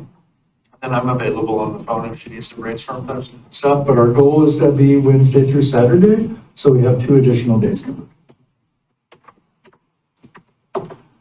Yeah. If it's okay to ask a question just through, what is the need after 5 p.m.? What does that look like, and how can we plan for the future? Yeah, I've been thinking about the future too, and there's always a need. There's a need 24 hours a day. The only thing we have right now for night times and the weekends until now has been the mobile crisis. So, I mean, I'm a 5-year planner anyways. This is how I have 5-year goals, and I come down from them. I mean, I'd love to see Krista is another behavioral health specialist and have some more case managers, I mean, for the city of Milwaukie, our calls are pretty high. I mean, our numbers are around, and I'm going to show you some numbers here just in a minute from January until now, I believe is what we pulled. The great thing about the system, the document system that we use, is I can pull all that numbers. So I know kind of how many times we're on scene with officers, how many times we're on scene without, how many phone calls, how many police report follow-ups. So even when we're not engaging with them at night, we're following up on those police reports and land.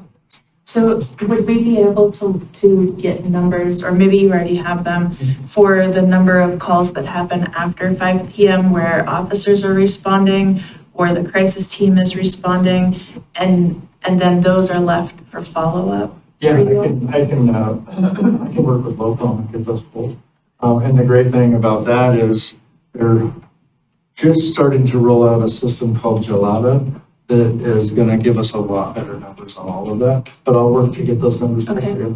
And So you can see. one other question, I think through the SHS funding, there were proposals from other jurisdictions to have behavioral health specialists.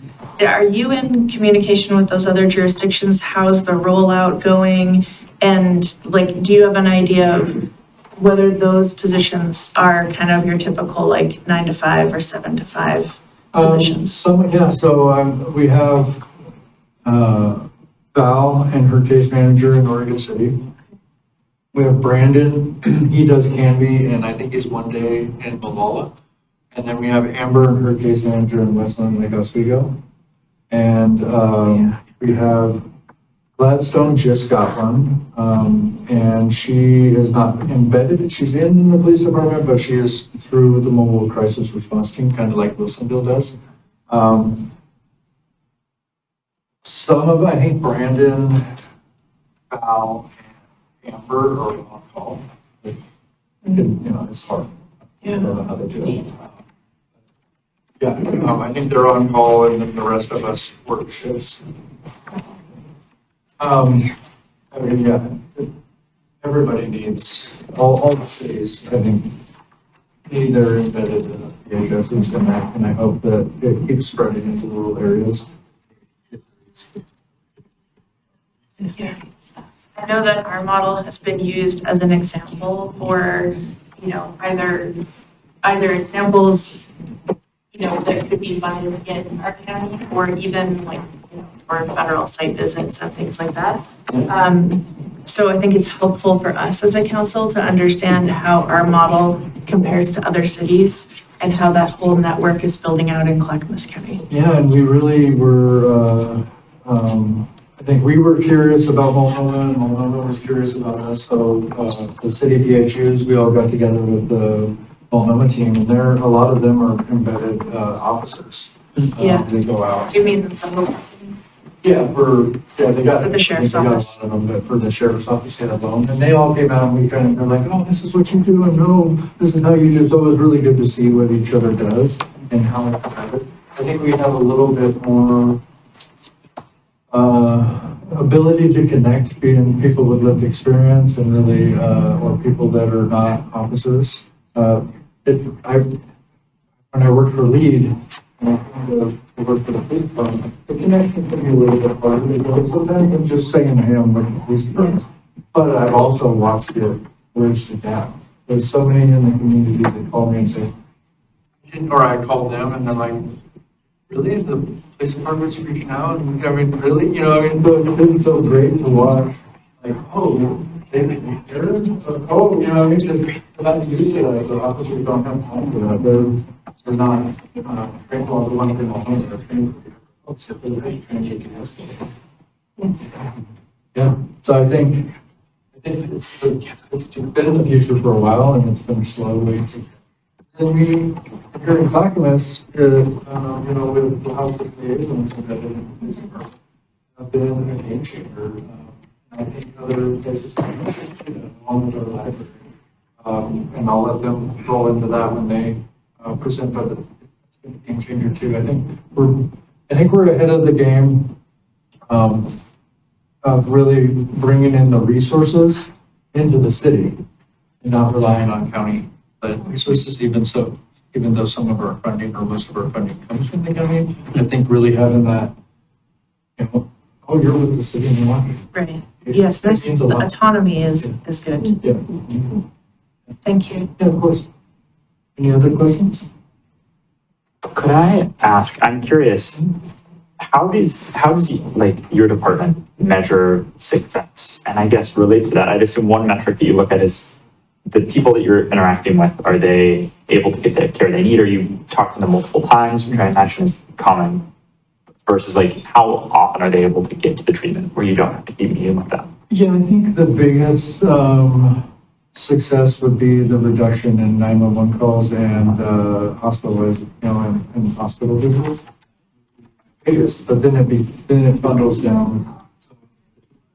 So am I showing up for suicidal ideation and imagine it's the one and done, or is it somebody that's in the streets like, and it's over and over and over, and you get connected, get a therapist, and get on the path with their mental health and get back into a normal daily living routine. So I think the biggest thing is, are we reducing the calls to 911 and emergency departments? And then are we really connecting to resources? Because that's the first thing I'm going to ask is like, who's your support system? If they're when they have the capacity to answer some of those questions, do you have a therapist? Do you have a primary care provider? You know, is there substance use? You know, how are you doing with your daily living? You know, are you able to, you know, because my people I meet can be 3 years old to 98 years old. And I think I've had about Yeah. Thank you. I think that's the biggest thing is, are we reducing the, and are we connected?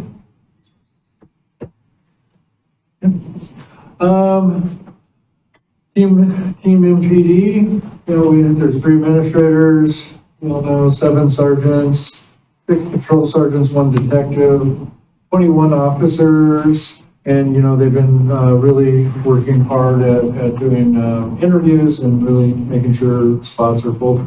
And it takes, I think, I don't know the exact number, but like a long time for somebody to go through the academy and come back, unless we can get lucky and get a lateral. Somebody that comes over from another department. They've been really working hard on that. Yeah, 18 months. Yeah, a long time. And then we have the BHU unit and Don, which does a lot of work in this city. Every week you can find him at the library, and then it's meeting with our houseless population and people struggling, not just housing. People experiencing housing insecurity and really working to connect them or reconnect them to their resources.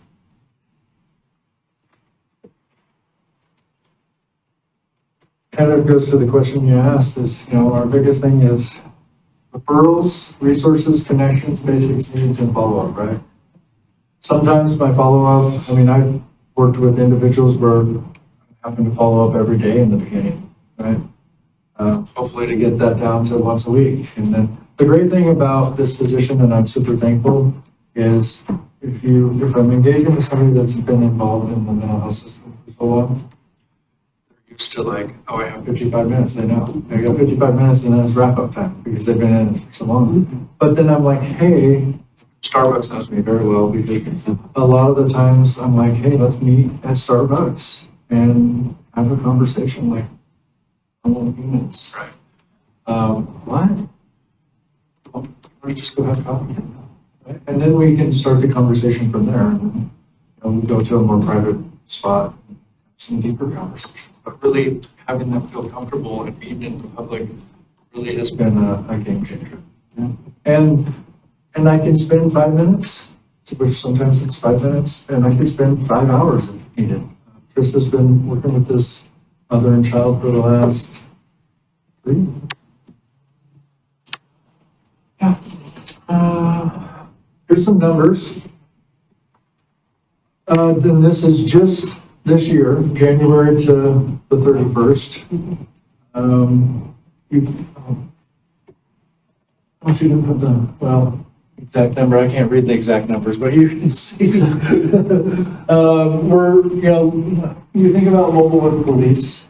I just want to look at that one first because that's our our highest suicidal ideation, that's where we're getting a call when somebody needs some crisis intervention right there. And it's coming through 911. And that's where we're on scene. That's good. We've been over 50 times from January 1 to May 31st. That's a lot of times on scene in a city for what we have 25,000. That's like 10 a month. Well, we will have 25,000 when the stuff's on.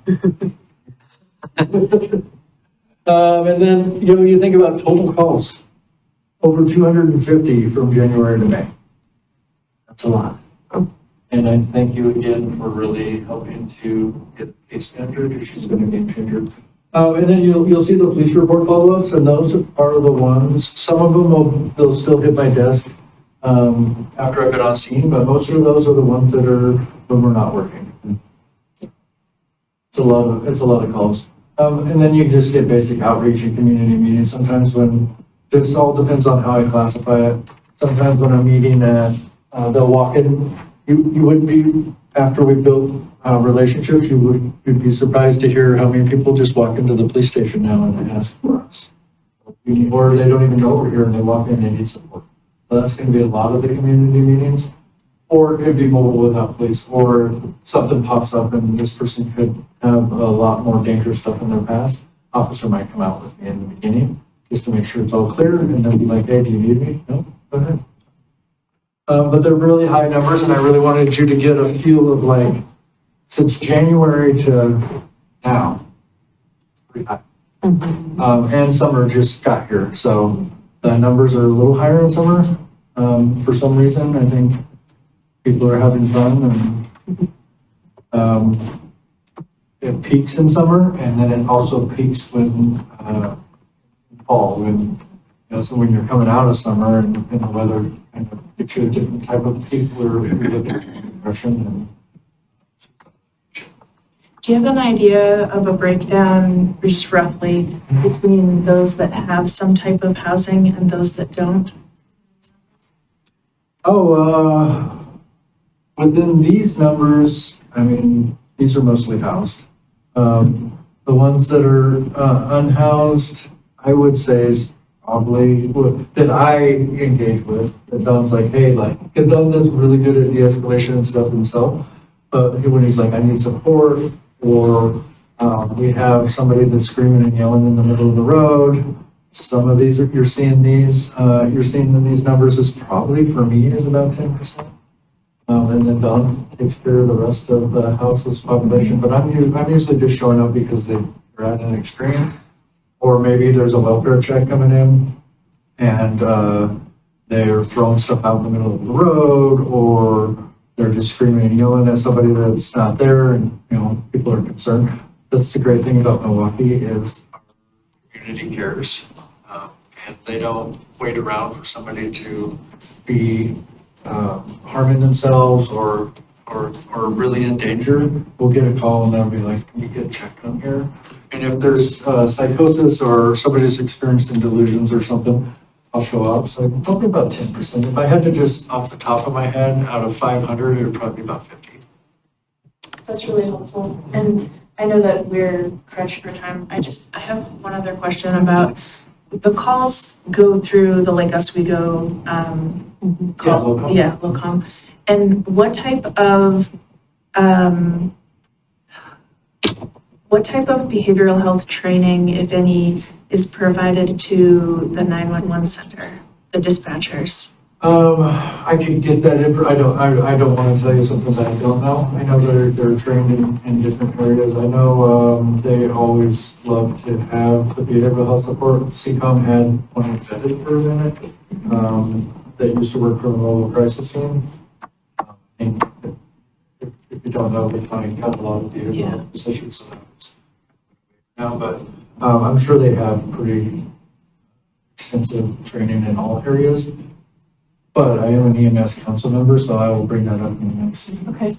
Yeah, I'm just kind of curious about how the infrastructure that's being built in the county around behavioral health units and how that is communicated back to the dispatchers. Yeah. And, you know, the support that they are aware of exists in the community when they get calls. You know, and be able to decipher, is this a police response call or, you know, mobile without police? Yeah, the great thing about LOCOM, I don't know a lot about CCOM because I'm not in CCOM, but first thing when they found out about Krista, they're like, hey, can you come visit? So we went out and visited. Awesome. So she got to know the team, and then she went out and spent a half a day with them. Okay. To just kind of get to see what they do out there. And I did kind of the same thing in the beginning. They're really involved, they're really nice to both of them. We had a great site visit over there, what, was it like a year ago? If you haven't been there. 3 years ago. Was it really? Oh, you're Right Oh, after you were man. elected. Time flies, Marty. Yeah. Get back over there, they're amazing.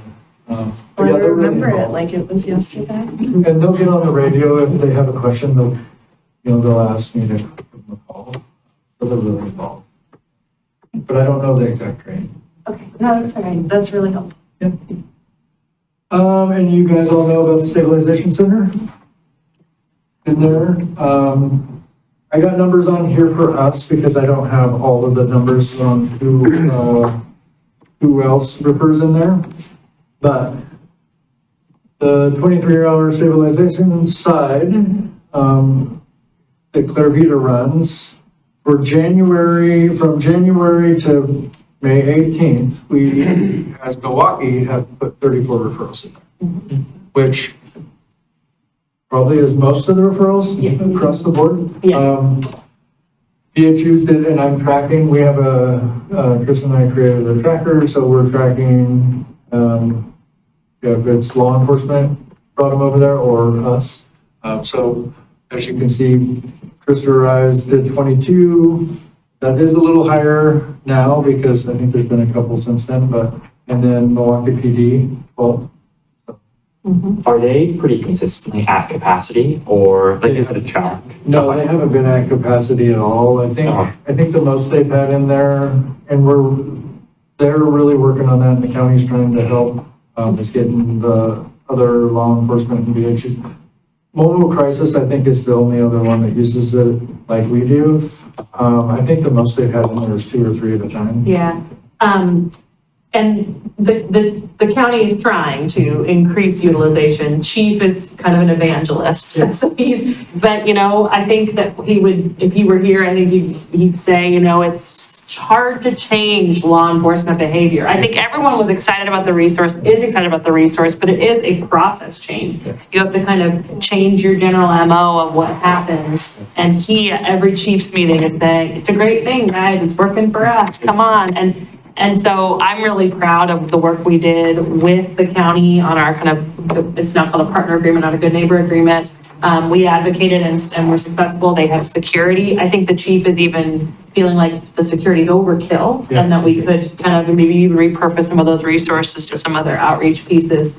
So we want to see it used more, I guess. So the sheriff's office isn't using It's not using it? it. Gladstone? I mean, I can get that, like Westland and Welsonville, it's far away, but I would think for Gladstone and Yeah. sheriff's office, they'd be using it. So I worked with, I helped create the law enforcement assistant diversion program. And with the sheriff's office, it's so big, you have over 200 people that are deputies that work there. If it's not something that's easy, it's not gonna happen because it does take time. And they gotta transport. And their call volume is, there's so many stacked all the time. And if it takes any longer, in there, until they use it and realize that it's actually pretty smooth now, they probably won't use it as much. It's crazy. And I think, I really want to lean on too, that the county's been really good partners and not opening it up to walk in or anything like that. So we just are not flooded and it's actually a resource. They did just open it up to parole and probation. So parole and probation is a referring partner now. And I think that is going to help because they have an PHU. So I think we're going to see if the numbers come up a little bit. But next door is full. and it's been full, and people are getting housed, and it's pretty amazing.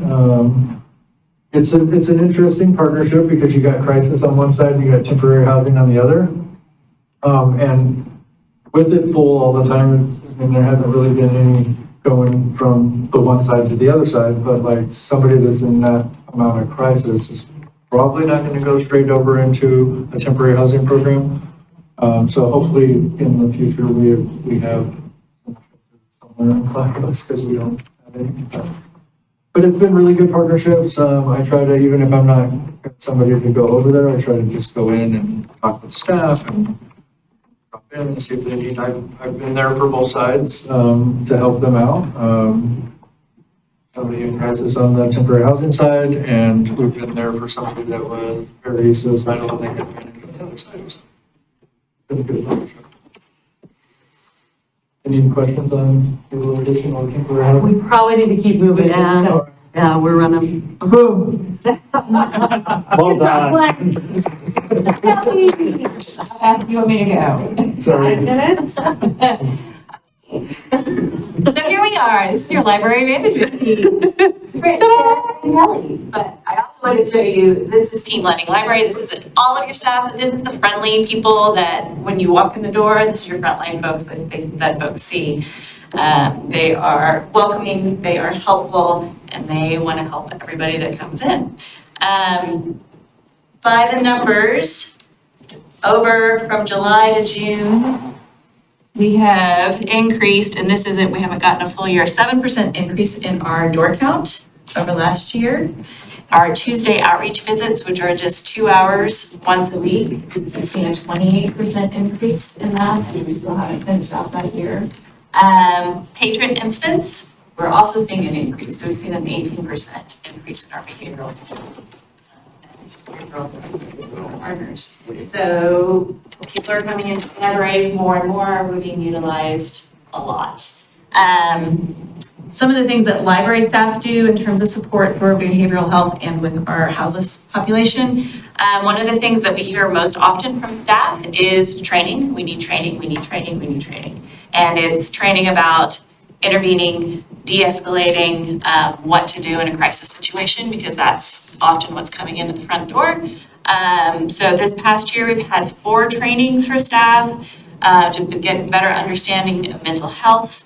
And then mobile crisis has come in to let us know about what their resources are and how to contact them and reaching out to them. And we've also done a boundary setting training, which is really helpful because we do a lot with behavior and expectations around patron behavior. One of the things that the library offers is that consistency and trust. We're here 7 days a week. We are open, we are available. We're not a clinic, right? Or we're not a shelter. So we're open for everybody. We offer that place where people can just be, they can use the restroom. We don't ask them questions unless they want to talk to us, and they do talk to us. They tell us their stories. So we are building those relationships with folks every day. We see people, the same people every day. They are there more hours than we are. So they tell us their stories, and we kind of carry those stories with us because we are right? And we have our wonderful partners that we can share those stories with and have those resources available. Some of the training around mental health. And it is, but we haven't, they haven't done the full, not everyone's done the full mental health. I've done it, but that was several years ago. It's not often offered as frequently as you'd like. But we are getting more, so. And we're still not finding quite the right training that staff want, because it really is that when someone is walking in and they are in crisis and we call police, if they're not available, on a Sunday, or we have to call mobile crisis, how do we handle that situation? And in that moment, in that public space, right, with everybody in that. So it's a challenge that we work on. Like I say, they share their stories. We have people that are coming in that are hungry every day, that are houseless. They need help. And the great thing is that we are information specialists. So it's a perfect fit. Like, we can get the information to them. We're not the professionals. We're not, we're not the providers, but we care, we can get you the information. So having these folks be our connections and our partners is really valuable. But it also takes a toll on the staff because we aren't professionals. We've not been trained to do this work. So that's something that I think we're always working on. So, let's see. The food thing is always empty. Food thing is always empty. So at our, we have a new little food thing and it is always empty. So actually it's very full right now. But it also is available for everybody that is in need of food. So kind of what I wanted to do, I'm going really fast, is talk to you a little bit more about what we do on the day-to-day and look at a day at the library. So not only are we working with folks that are in crisis and are houseless, we also offer our regular library services. This is a Tuesday, which is also an outreach day, and you might even remember this video. On this Tuesday, we had 913 visitors. 2,031 items were physically checked in, so staff, but those are the returns, so that's what we were processing that day.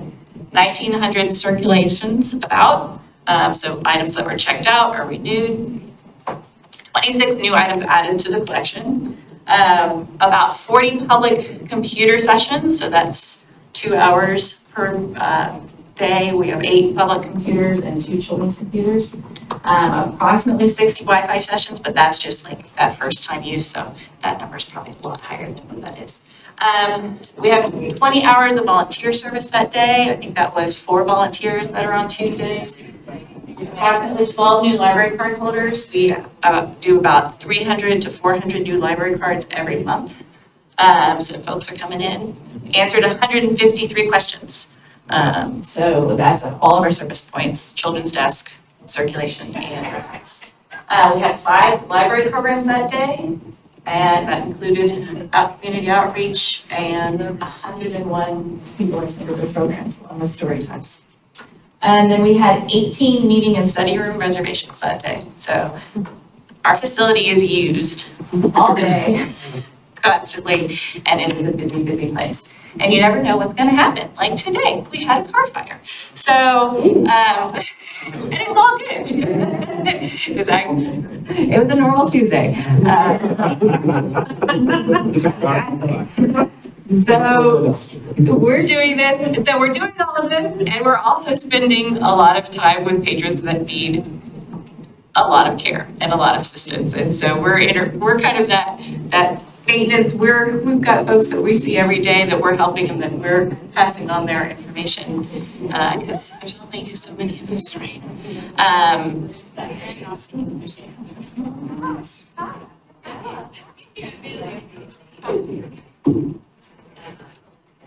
Upcoming summer. Summer is the busiest season at the library. So if you haven't gotten your summer reading log, you stop by and pick that up today. It's for all ages. We are doing the free lunches in the park, so that's 0 to 18, and that starts actually June 29th. That's out last year's calendar, but that's Monday through Thursday, and that's along in the park. There'll be parks can serve a bag lunch that can be eaten on the lawn for children. And then cooling center, of course, the library will serve as a cooling center again this season. We are yet to see what's going to happen, right? And that is just one photo of a typical Thursday in the summer for a program. So we are a busy, busy, busy, busy place. So please stop by and please understand, that this work is, we're so lucky to have this community that cares so much and is so involved. It's not like this at every library. So the support that is given to the resources that we have is really. Thanks, guys. Sorry. Wrap that up. All right, thank you guys so much. Yeah, sorry we cut you short. It's Yeah. Thank you. Thank you, guys. Keep up the good work. All right, we are adjourned and we will start at, we'll try to start at 6:45.